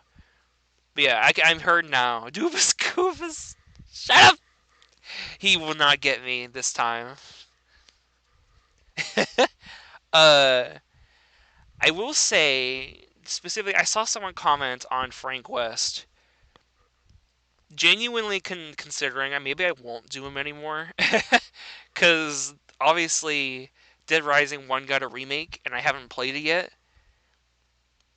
And I feel like if I had to do Frank West, I would have to do that Frank West now, right? And I I guess mean, I'm personally vouching for Frank West because I want his forward smash to be him swinging the bat while he yells "Dead Rising." his Dead Rising. Like there is like he would be such a fun character to make. Uh, It's what he does in Tatsunoko versus Capcom, and also I think he also does that in Project Oh Crossout. yeah, that's right. I forgot that's his super in Tatsunoko. I know he does it in Project X Zone. That's like one of my favorite supers. It's like got Oh, some of the best absolutely. impact. But I forgot that he does that Tatsunoko. That would be Dude, we should cool. do we should do a Project Crossout character. We should do Reijin Jamu. Yes, yes, I've told you about this. I genuinely would do this. I love Project X Zone so much. Those Me characters are too. so cool. I I love love Project it. Crossout. It would be like it is so cool for a crossover character to appear in like a crossover video series. I like it a lot. Absolutely. I love Project X Zone 1 and 2 so much. I want Oh my to god. I will maybe I that's a good consideration. I bought I bought Project Cross Zone 2 at retail. Like physically because I saw that it had Phoenix Wright on the box art. So I had to get it and then I fell in love with the game. Oh, Holy you started with shit. the second one. That's crazy. I started with the second one. I remember when I first started. It's actually kind of the same reason why I'm kind of a Fire Emblem fan. When I think when the 3DS was first coming out, I was like, man, I kind of want like more franchises and like genres to get into. Why don't I play some strategy games? And I picked up Fire Emblem Awakening, which is my first ever Fire Emblem game, and Project X Zone 1. And oh my god, that game got me into so many franchises I just didn't know about before. Yeah. That's the reason why I like God Eater, why Elisa was originally on the tier list. I love what's her name? I forget her name for the little funny cat girl from Eumeria. I love her to death. She's so funny. She's in the first Project Zone True. and not the sequel. Frank West is in the Wait, first the game. cat. Oh, Yeah, oh, like fucking Nineko, I think is her name. what's Nineko. her yeah, Nineko. Naneko. I love her so much. If I love she is like Naneko. my favorite character, I have You're fan such a art of goober. my. I think I got art of my OC at one point, dressed up as Nineko like twice because I love her that much. She's so awesome. She's Um, so amazing. but yeah, maybe if she had more of a source, I'd probably add her too. She's cool. I like her a lot. Um, but yeah, uh, well, people already. I guess that might be a character we'll have to consider. Frank West. That would be cool actually, because Frank West has canonically interacted with uh Xiaoyu and Reiji already. He already was in one big incident with them, so he's familiar with I them love already. how in Project Cross Zone, I love that Frank West is partnered with a literal zombie. That's like such a good joke. A zombie that also just throws whatever she has. It's so good. Yeah, Senko is awesome. And that game was what got me into his Enko as a character as well. Oh my gosh, Also, same here. so what was it? Heb should totally make Ingrid from Capcom Fighting Jam. You say that, but Ingrid was also in Project X Zone. Ingrid! Oh She my actually gosh, was I also love in Ingrid it. so She's much! so I cool. didn't know she was a Street Fighter character for the longest I didn't know it time. either. I didn't know like But like how much apparently she she was was in one disliked. game. Yeah, she's apparently was in like one game, and she was supposed to be a part of an even bigger game with two other original characters that never got to exist. I think Project X Zone outright lampshades like we have no clue what she is. Like we like her backstory is whatever what you want to think she is.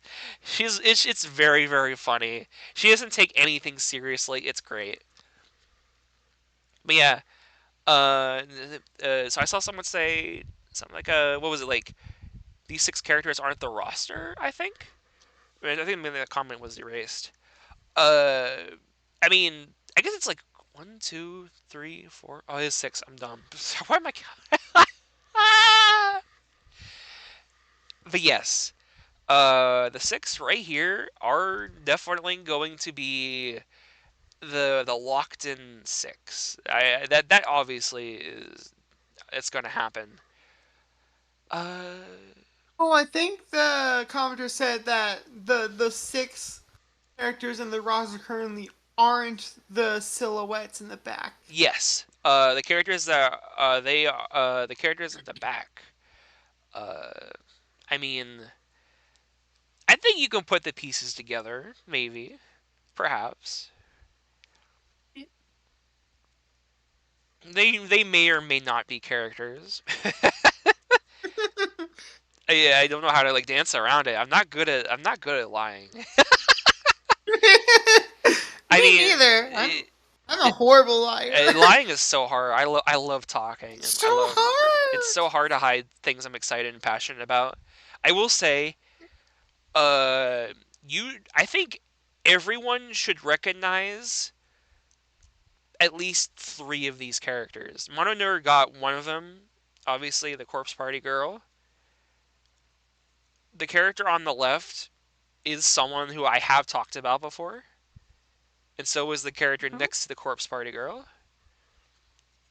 The two on the right, I think you can infer who the one on the far right is, but the character next to them is probably like the one I don't think anyone will get. I don't think anyone's gonna get who that character is, but they're probably like You might think it's what you're thinking of, and it's not. it's probably not what you think it is. He is not Groot. It's not No, Groot it's from not. Marvel. And I think that's good though. I think like you don't have to like know it, but I think I want to encourage people to like actually like think about it or like one of nerds say like an hour ago.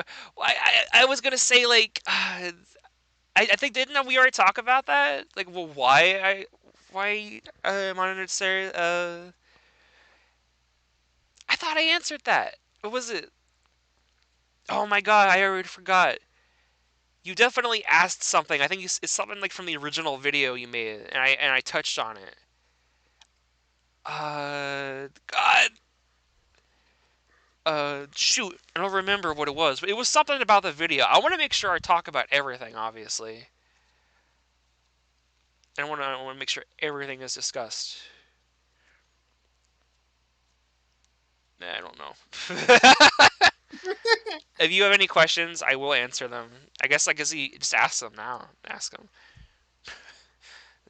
Ask me and Plums everything. I think like DreamWorks mode. We're reading backwards. What would his tagline be? Moses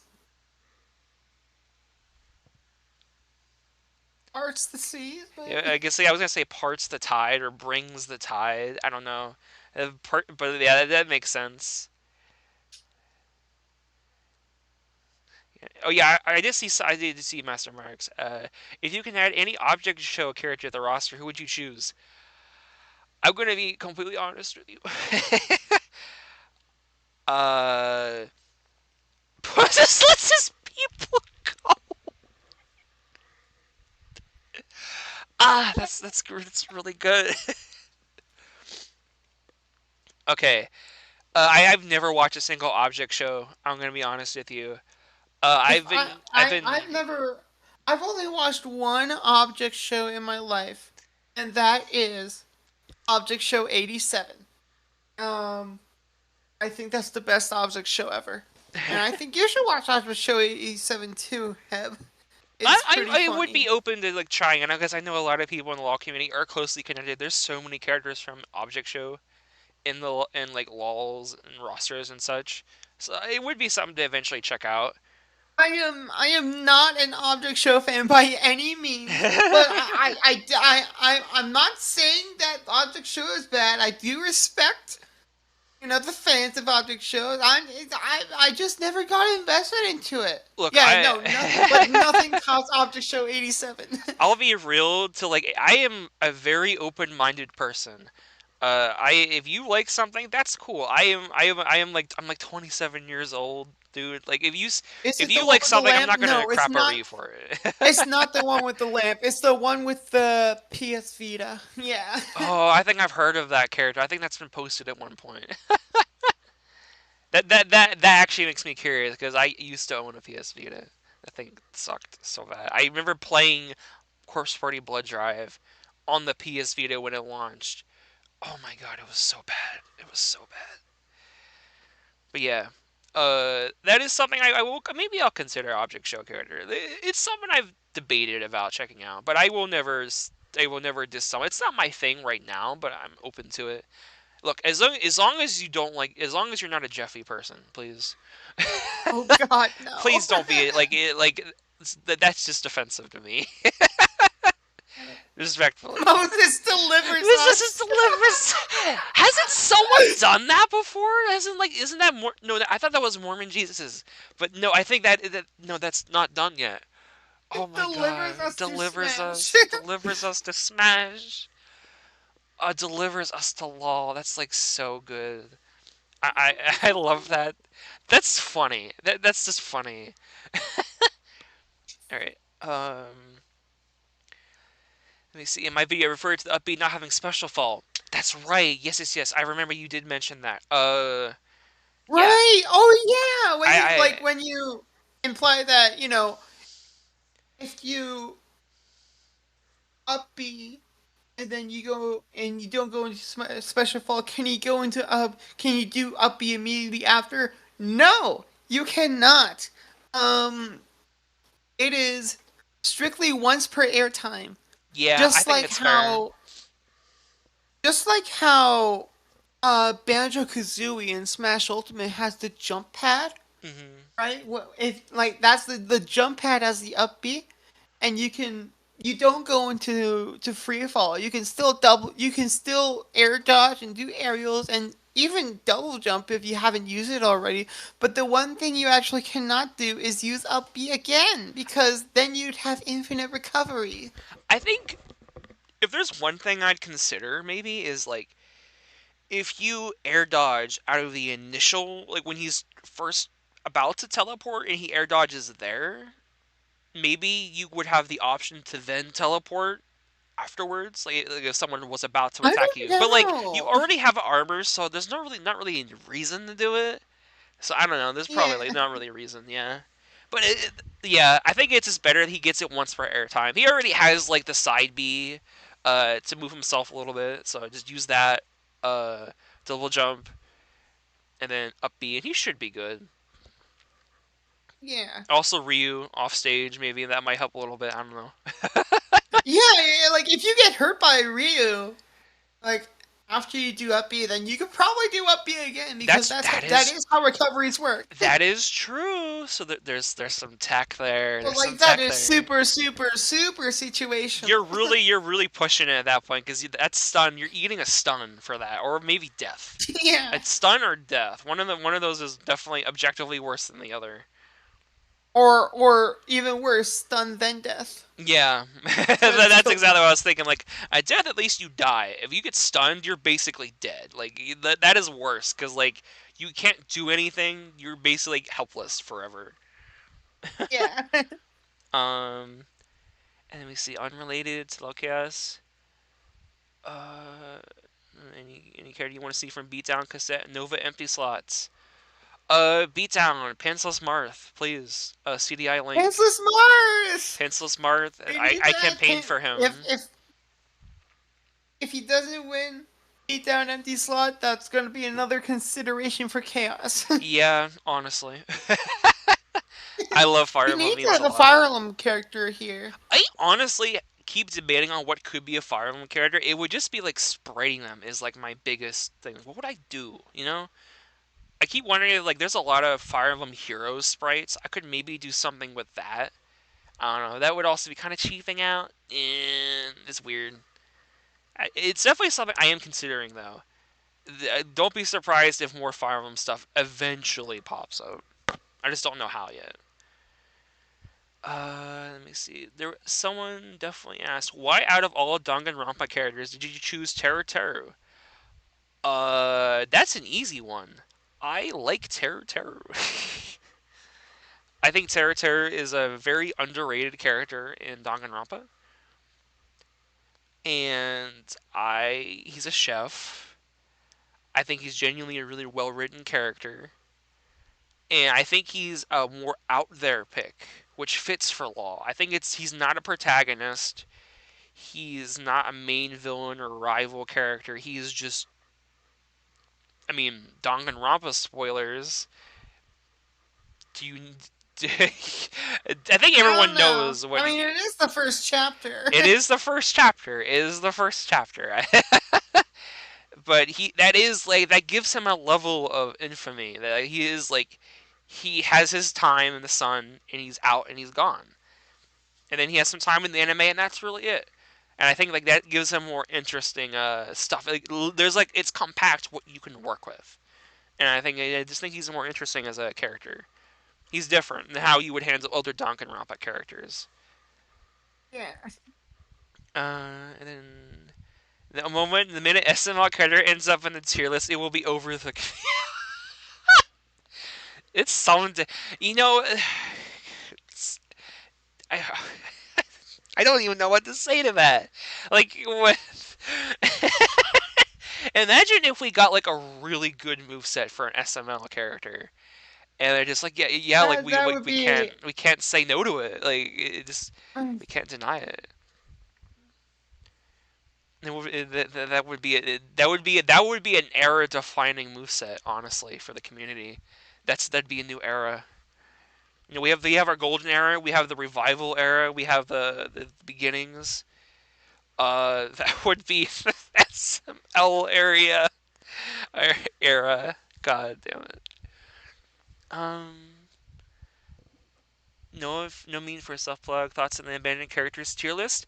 I do plan on doing that eventually. I haven't decided when. I've been very busy this week. Obviously, I had this today, and I was gonna have some tomorrow, and then I had to change my schedule around for something Friday. I was originally going to do another stream Friday.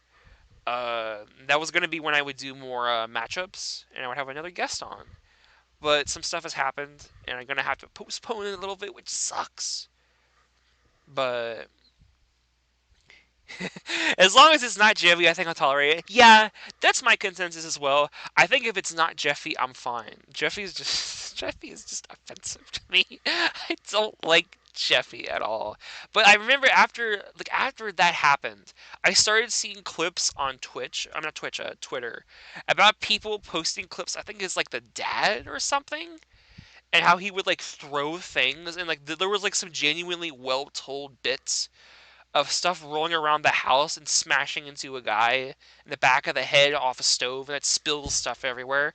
Like that was genuinely really, that was a very funny edit, and I could see that turned into a funny move. So like I'm okay with that as long as it's not Jiffy. I don't know. I just don't like SML in general. Yeah, like I personally I don't want to deal with it if I had the choice. I have no desire to interact with it. Yeah, no. If you had to add a Love Live character to your My Law, what would it be? I've never watched Love Live, honestly. Answer none because I'll steal Yeah, that that too. character for my own. I think if there's one thing I've observed is that the Love Live fans in the LoL community are very, very, very passionate about Love Live. Like Yep, genuinely, guilty. it is like I think I've talked about it before how anime characters are kind of hard to do in LoL because there's not as much of a push for certain fandoms within the community itself. And the Love Live fandom has kind of just found its way into LoL very naturally, where we have it in multiple LoLs. And those people have way, way more interest in it than I do. I feel like if I did try to make a character, I don't think I would do him as much justice as some other people have. Oh, Rena Champoda. I would love to do Rena. If I were, you know what? I'll consider Rena for Ooh, Encore. She's a very very fun character. that sounds cool. Um, so okay, Heb, you probably don't know what I'm talking about. So Rena Yeah, tell me. is okay. So Rena is a character in Love Live who doesn't really express emotions that well, like with her face and all that. Um, so what she does is um, she has this notebook um, where she draws like different kinds of expressions and she puts it over her face. Here, let me get Oh, it. And it is so, so cute. Here, I oh, sent you need this. I need to see this. Oh, oh my gosh. It Oh, is so, so that is cute. genuinely so. Let's get rid of this like disgusting gore with like this awesome, wonderful, beautiful, very adorable thing. Oh my god, this is actually really adorable. I love this. So like, does she exclusively emote like this, or Um, what? yes. Yeah, Okay. she emotes like this pretty much Uh, all the time. I love that. That would be. I would love to see a character like that. I don't know why. I love. I just also love characters with like more toonish faces, and I love colors of pink like this. I like this a lot. I love to see that. I fully support this. Ah. And then okay, Spaghetti Chef is my favorite Love Live character. So true. You know, I can't wait for Gay Spaghetti Chef to start his own Love Live concert. I think he'll do great. I fully support it. I'll Uh, never happen. no, this is so sad. He's Uh, not a real idol. you don't let him you let his dreams be crushed. If he, I would do an Italian accent and try and speak. I cannot do that. I think I'd make people upset. Also, where's my Hifumi ult from Teru? Cursed idea, but I kind of like it. I'm Oh going to consider that no. now. No, no, I no, no, Teru no. and Hifumi getting a Hifumi ult. I love the Listen, idea of. Taro does not deserve that, okay? I, Teru, I Hifumi will. He is is objectively better than Hifumi. Hifumi is a Hifumi is weirdo. so gross, He is dude. so gross. He's such a weirdo. So, It, oh my it, but god. it loops back around to being funny sometimes. But like, also no, I think Teru is just handled way better compared to Hifumi. That being said, I've always thought Hifumi was interesting, just like conceptually. Uh, Yeah, I guess. like a character that kind of wakes up and realizes he gets his memory back before everyone else is so cool. I've always loved that. Like that just like he always felt like a character that could have been way more interesting than he actually was, and it's just a shame. It's just a big shame. And what are your tips on Yeah. advice of making LOL announcements? Uh, Don't don't go do. overboard, okay? Yeah, Don't go overboard with character reveals and stuff like that. If you have like 10 character reveals in a single announcement, that's gonna you're basically shooting yourself in the foot because you're not gonna handle all of that. yeah. I think I said it best when I said when I was first talking about rosters. Please keep them small. Like Yeah, keep absolutely. the public roster like generally small, and then if you want to toss ideas around in the back, go ahead. But I think when you start LOL, you should have a concrete plan of who is going to come one after the other. Also, yeah, like I know everyone's saying Hifumi's good. I agree. I think Hifumi's kind of like he's a weirdo, but in a sea of weird Danganronpa characters, there's something weirdly endearing about him. I've always like seen a bit of the appeal. But yeah, like please keep your roster small. That will again. What killed my LOL originally was I kept coming up with ideas when I still didn't have my first move set out. Like I remember that tier list I think I posted that has like all the considered characters. I posted a while ago, like, okay, here's a full version with all the characters that, yeah. That's not the full list as much as I keep remembering characters. There were characters like Epic Mickey on there. There was like Sebastian Oh yeah, Big Castellanos from Mickey. Evil Within. Oh my god, there was You also had so Kazoo many. Kid. Yeah, Kazuki was also there. Kazuki I think was also on like my roster thing. I think Oh the contributing. yeah, I think he yeah, was already there. it Yeah, was. Kazuki, Like, and then also what was it? I had a preemptive idea for an April Fool's moveset when I didn't even have a single moveset out yet. I wanted to do Rick Astley. Like oh, I I remember I remember made a whole that. I thumbnail remember for it you and wanted to do Rick everything. Astley. I had a great idea, and I think I even kind of made an idol where he was kind of swinging around, he was kind of dancing, like oh my goodness, and I just did not have a single character done. It's Listen, great, okay, but like you gotta stop. if you're gonna make a okay advice to everyone, if you're gonna make a Rick Astley moveset, don't do it on April Fools. Everyone's gonna expect it. Do it on like a completely random Yes, day where people just least expect it and just rickroll them. maybe do it like on his birthday or something. Like make it like something No, more. that's so expected. Do it on a completely random day. I mean, like I think what I mean the thing with like LOL was like I don't think people are expecting a Rick Astley moveset on his birthday. Like I mean, like that's kind of like the magic of it because obviously like Konata's moveset came out on like I think what was like her birthday specifically, but I mean, obviously people knew Konata was coming at the time, but I bet people didn't know that would be when she would release. Rick Astley works even better because if he's a surprise character that kind of comes out of the blue on his birthday, that makes it way more special than if you knew ahead of time he was going to happen. If you knew ahead of time when he was going to happen, then yeah, like then what are you doing? It's Rick Astley. Don't make it obvious. But I do agree. Yeah, Don't don't make it make it. obvious. That's the whole point with him. Uh, I guess other suggestions. Ryoma, honestly, Teru with the Ryoma alt colors would look really fucking good. I've always loved Ryoma as like a his design so much. Like the black and blue would look so good on Teru. Um, and I guess like more. I want to give more advice. I guess. Well, I mean, obviously, I think this kind of goes. This has kind of been on my head recently. Because I know it's something a lot of people have talked about. Please, please don't be a perfectionist. if you be a perfectionist, nothing will get done. It will never come out. Yeah. And it will like eventually people will go from this is cool to like okay, when is it happening? Come on, dude, come on.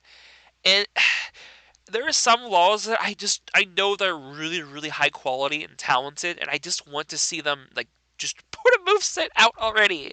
Like like you will inevitably mess something up at some point, but you have to release that first moveset.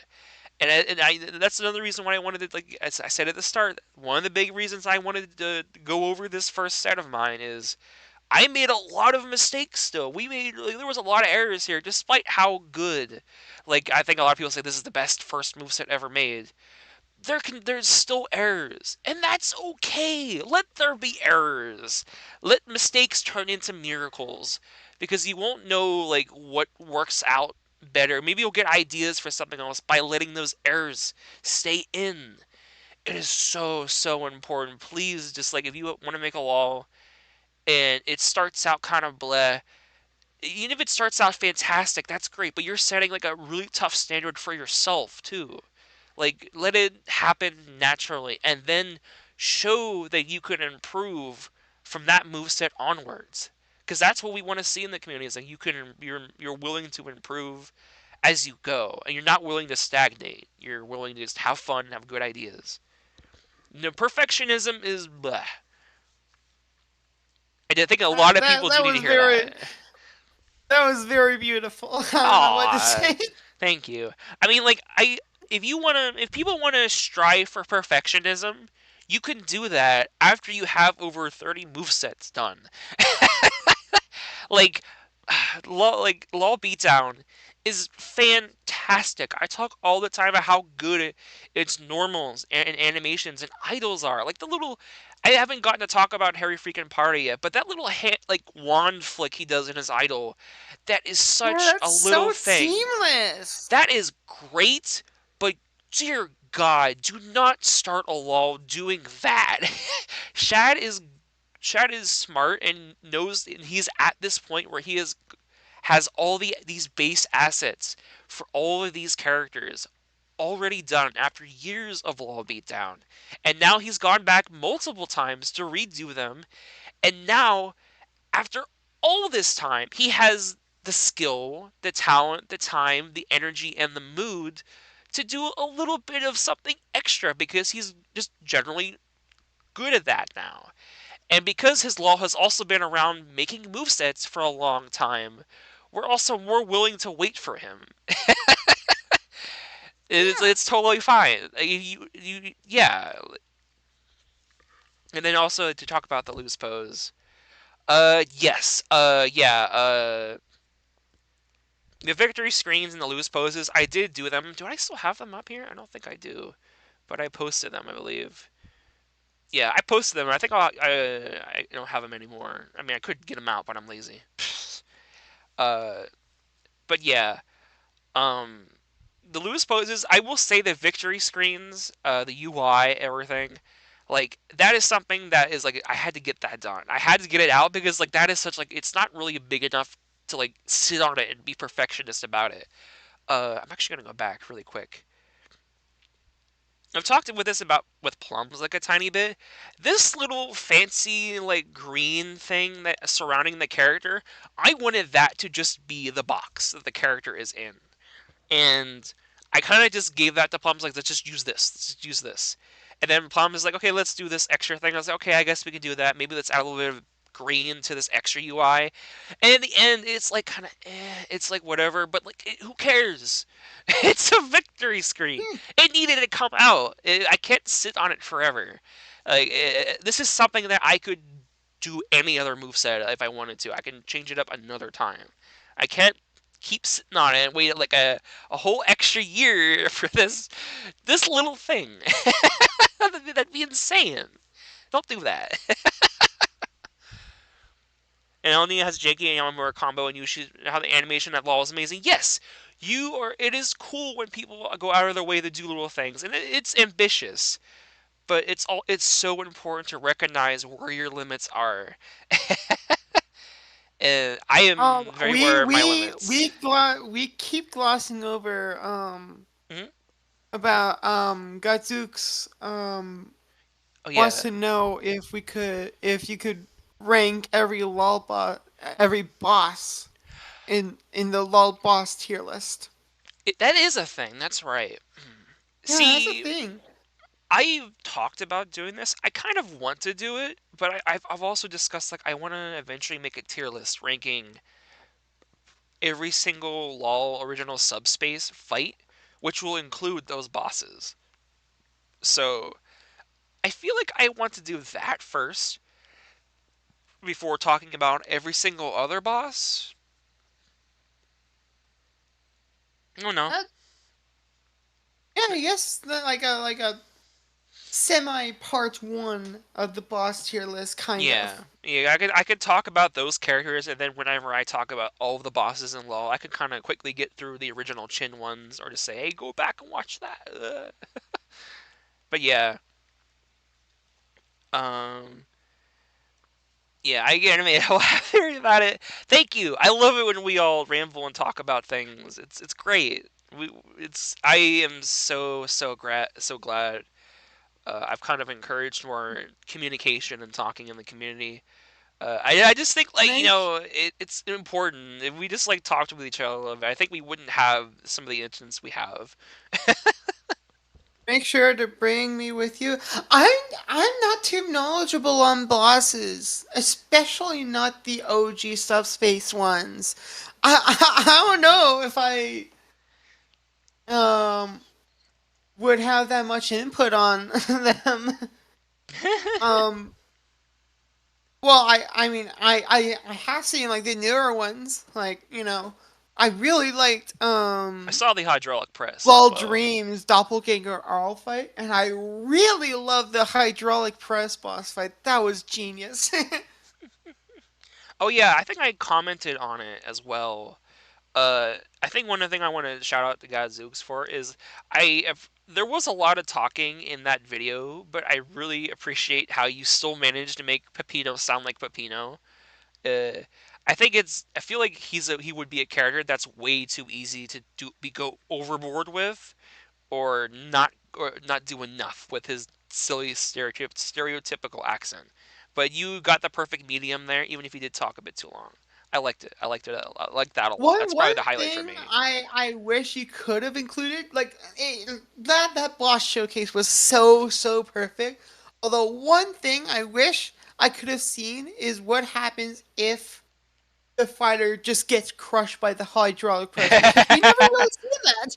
We have What a extras happens? video about I that. would assume. I really hope that they just instantly lose a stock. I really hope that that's the case. That would be funny. It would That would also be be so funny if like that funny, actually and that'd like be so amazing.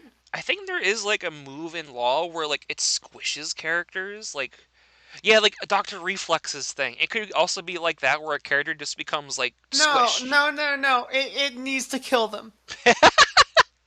That's fair. I do like that. It is funny. They just instantly die. I'll always love that. Vision Alpha is like, damn, can we get it right, please? Yeah, I guess I will talk about that really quick.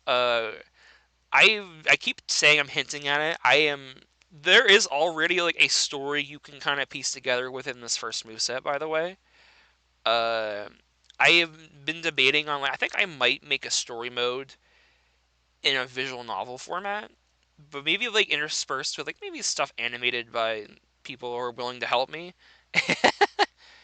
Because like a lot of these characters already have the assets for visual novel stuff, and I feel like I'm more confident in writing these characters rather than just animating them.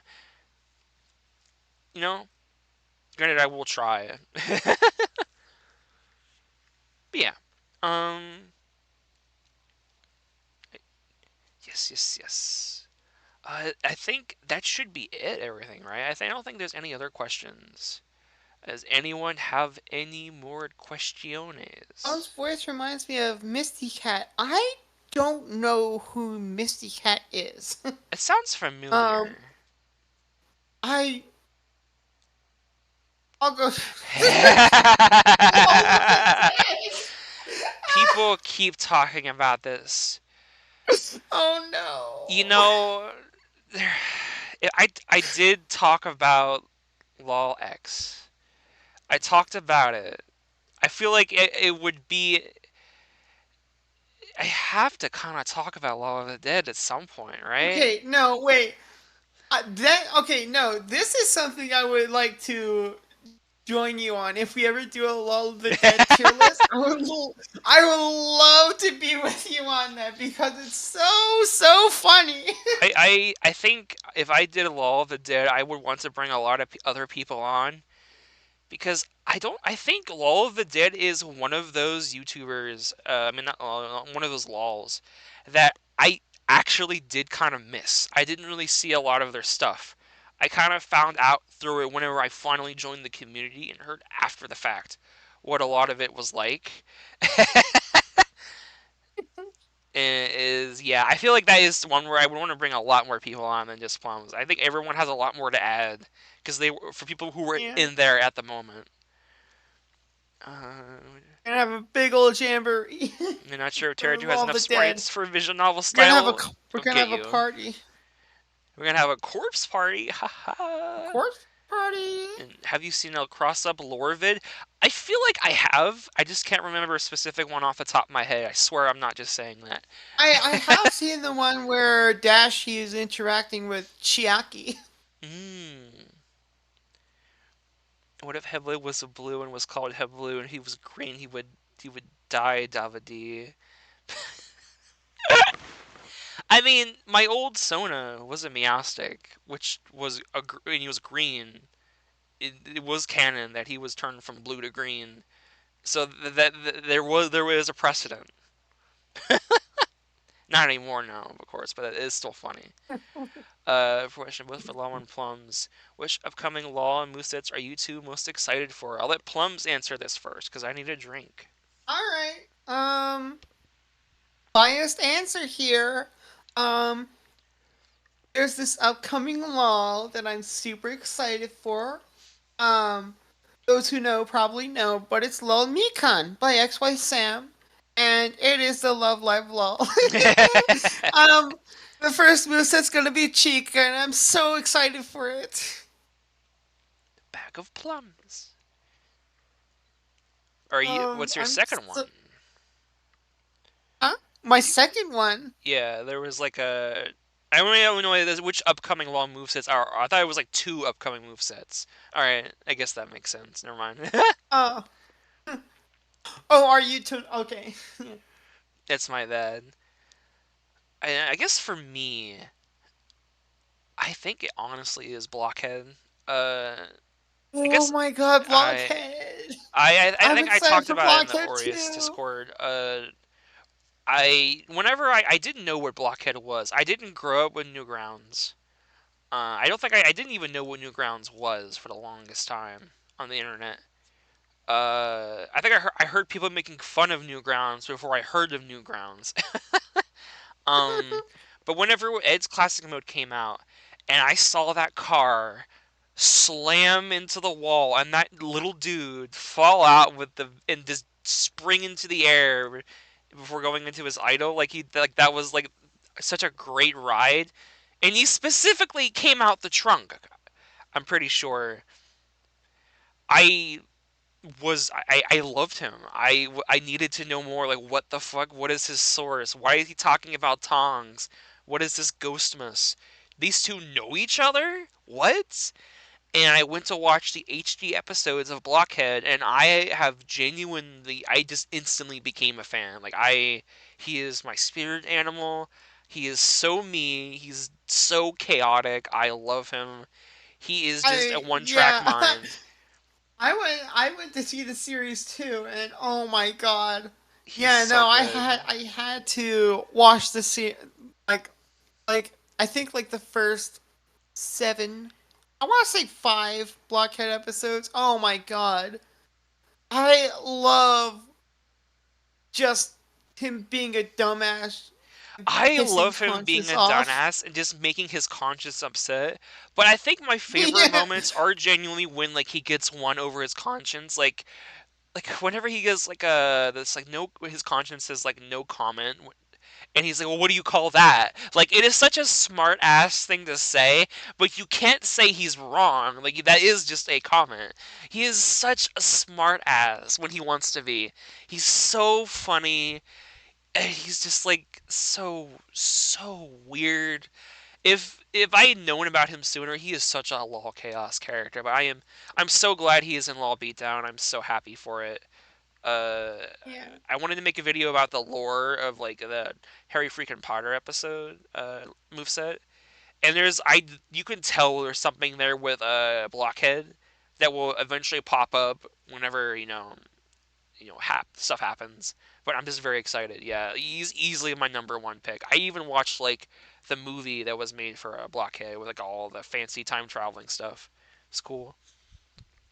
I mean, I think you brought up your law beats out empty slot candidates you want to win, but not for Nova or Cassette.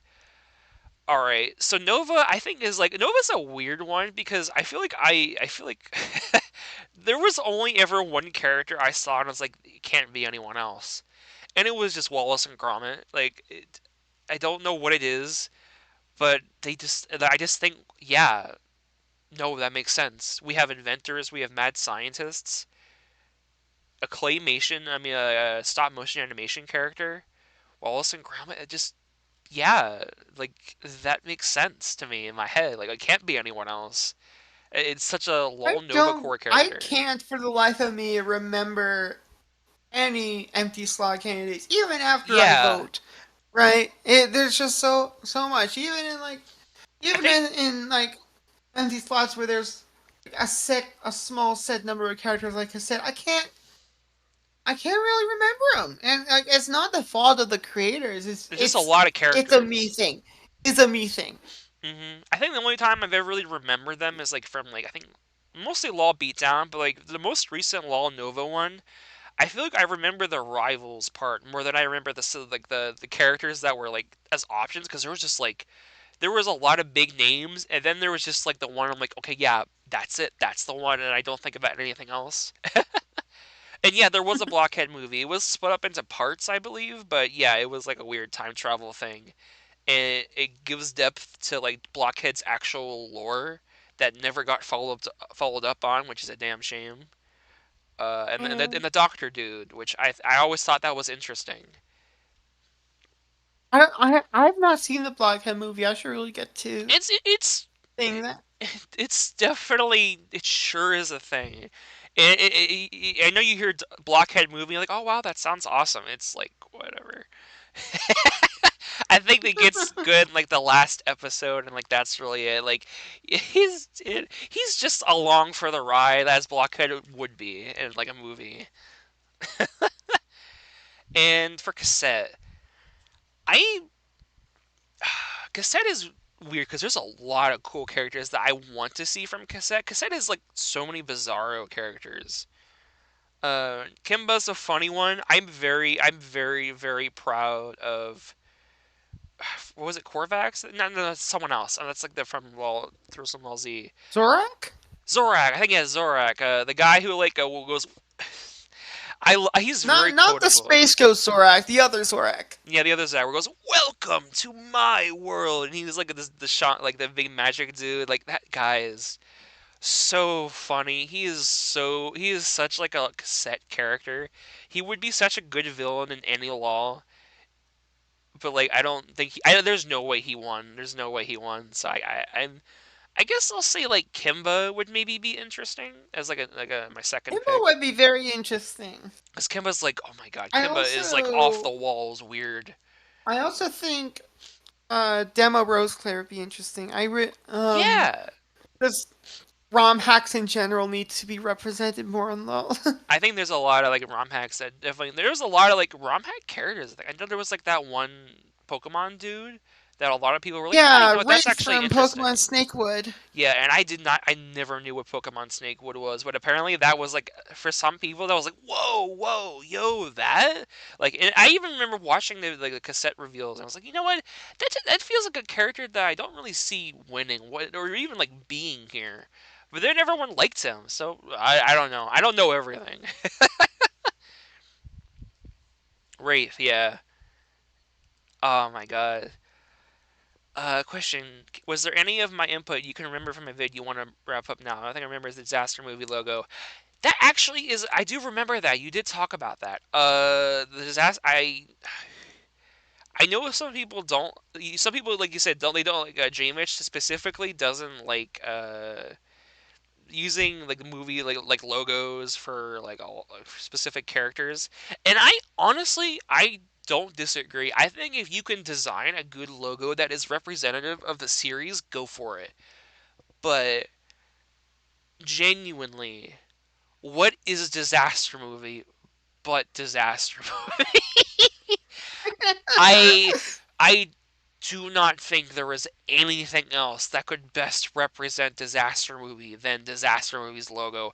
Straight up, just the words. Because good fucking lord, it is a disaster and it is a movie. Also, like, there's not going to be another character from Disaster Movie. Are you kidding me? No, no one's gonna make another character. No one's gonna make a Disaster Movie Batman, Disaster Movie Enchanted Princess Lady, the protagonist. No, no one's gonna do that. Are you kidding It's me? all Juno, baby. Juno is the best part of that movie. She's all that needs to exist. But I will admit, because it's Juno, you can't make like the icon, like the serious icon, like the Chipmunks. You can't do that because the Chipmunks aren't disaster movie. I mean, they're a What's part of stopping it. you? It's just everything is disaster movie. Like I would have to What's include stopping you from making the Chipmunks series? Like, because I don't like them. I feel hate and anger for killing Best Girl, but also you know, I could probably whip something up where like it's just the D and M as the series icon. I would actually Like, probably like that. Yeah, like if you to simplify it down would probably be better because it would just be nicer. But like I do genuinely think for like disaster movie, it has to be the DM or the disaster movie logo. If it was scary movie, I think that's way easier. You do like the like obviously you do like the was up ghost face. Like I think that's yeah like that no duh. But like disaster movie, there is no correlation. There is no iconography with it that is present throughout the entire movie. You can't even put a meteor or like the crystal skull down as those were important things that happened, but no, it's censored Frankfurt. It is a funny idea too, because like God, oh my God, disaster movie Chipmunk said, "Fuck you, fuck you, fuck you, fuck you." Meet the Spartans, Leonidas. Someone keeps telling me to do that because I am a big fan of Leonidas. It is oh, well, so are you a good. big fan of Meet the Spartans? I've never watched it. I've only seen the clip where he just keeps kicking people into the pit, and I'm like, okay, man, you're kind of overdoing the joke a bit. Yeah, It like it ruins the sounds a lot like an spectacle. SNL skit. Yeah, it's like, do you want a Leonidas who kicks in his neutral B instead of his final smash where it is fucking awesome? Like the more you do it, the less cool it is. That being said, uh I do have a video idea. I will say right now, the video idea I did have for Friday, that will be the next stream I do. I was gonna have a guest on, and we were gonna rank all of the LOL original characters based on how much I want to see them redone or picked up again by somebody else. I think I've just decided that is the next stream I want to do, and then after we do that, we are going to do some of the randomized matchups or just matchups in general people suggested last time because I did get those, I did see them. Um, but Leonidas is he is a LOL character, but I as much as it pains me to say he is a LOL original character to his core. I don't think while it would be nice to pick him up and give him new life, he's too LOL original. It's too LOL core. It's too core to that roster. I don't think I could take him. I think it's funnier when he just appears up now and then, like, oh, it's holy shit, it's Sparta Remix guy. That's all. That's all we need. That's totally fine. You know, Actually, there is something I have been thinking about. I don't know. We're probably gonna wrap it up, I guess. But I will say, I think it'd be cool at the very least if at some point we as a community got together and finished these characters and gave them sprites. You know? Ooh. I think it's kind of a shame that like these characters are so important to LoL original. Like I think we should see them at some point again, but it like there's no like Chin. Obviously, we don't I think people really want to couldn't really reach out to him as much. I think it's better we don't. But also a lot of those characters that Yeah. are still LoL original, like to their core, a lot of them are still like very old and outdated. Like they have some new stuff, but not everything. I think it'd be cool if at some point we all just did a project and just like remastered a lot of those characters, gave them a complete normals and updated Yeah, I'm animations. gonna have to, binge watch. No, not binge. I'm gonna have to watch Hercules in New York. I honestly, that would, yes. I it would be so good. Like I just want to see those characters fully realized so we can use them in our videos, like where they fit as cameos. I Yeah. think that would be good. Because they are just like they are still a part of law, and I think it's like kind of a shame there's no archive of so let's just make them, let's just finish them. A lot of them are like pretty simple, all things considered, like the king and I am mean. I feel like are the ones I kind of just want to see in general. I feel like the other characters are pretty much fine. Like I think you could find those. I mean, I guess I don't know. Let's just finish them. Yeah. Let's do at least that. Anyway, yeah. Disaster movie boss win? Good question. Uh, I make it a tornado. Wait, The boss is the tornado. I actually want to say there's a lot of things. I guess I'll go back really quickly for like to that stage in particular. Where was it last? Yeah, right here. This What, the stage, disaster movie disaster stage? movie stage. This went through like a lot of work. I think if there's one thing I want to actually do with this stage in the future, I want to add background cameos. I think this stage is begging for a bit of color. And it's kind of hard to do that considering what the place Yeah, is it in the showed up movie. in the stage showed up in two scenes, and I Yeah. had I had it in different positions. I It's a big had stage. one scene in the left side of the stage and the other in the right side of the hmm stage. It's a very, very big stage. And I thought, this is a stage that I would actually like to add stage cameos from the other characters, specifically the other protagonists, because they do cheer Juno on during this fight on this in this part of the movie. So I think it'd be cool to have them here at some point, whenever I can, like, obviously we can do that. But it would also be funny if there was a boss. It would just be that lady that Juno fought here as part of the movie. It would be really good. But I also think that she could just be a stage hazard. I think that would work just fine. I really want to see more of the stage because surely it's not just a walk off. It It's a walk is. off. It's a It's a bit of a walk. walk off. It definitely has more to it in the previous shot. It No, definitely has no, it's a it. walk off. I mean, it has like a something. It has a thing. Yeah, it has like A a little an wall. incline, Yeah, but a little yeah, it's incline and a a walk off. wall. You can Yeah. walk off of it. Yeah, it is still mostly just a walk off. I think this is a stage like that would be really interesting to see like a competitive variant for. I don't know what like it would be really Ooh. hard. I feel like maybe you could make a different part of the movie maybe uh as the final air I don't know. Like Well, I the could probably whip something up. That'd be cool. I mean, we do still need to watch Disaster Movie. Like that's on the Yeah, we docket. do. Everyone, I'm making people watch Disaster Movie again. Uh oh yeah, which someone keeps talking about it. I will confirm it's happening. Whenever Juno gets an alt, gets like alt showcased, the Hulk baby will be in an alt at some point. It's happening. That's the funny. It's still really funny to me. That'll happen. All right. Oh my god, I'm so tired. I think I'm gonna end it here. Though I've done a lot of talking. I think almost 4 hours now. I think. I think my throat's giving out. Yeah, I think we're done. So Yeah. I guess thank you all for showing up and watching. This has been a very fun Thank podcast over you a while. all. All right. You all have a wonderful night, and I'll see you again sometime soon. Bye bye.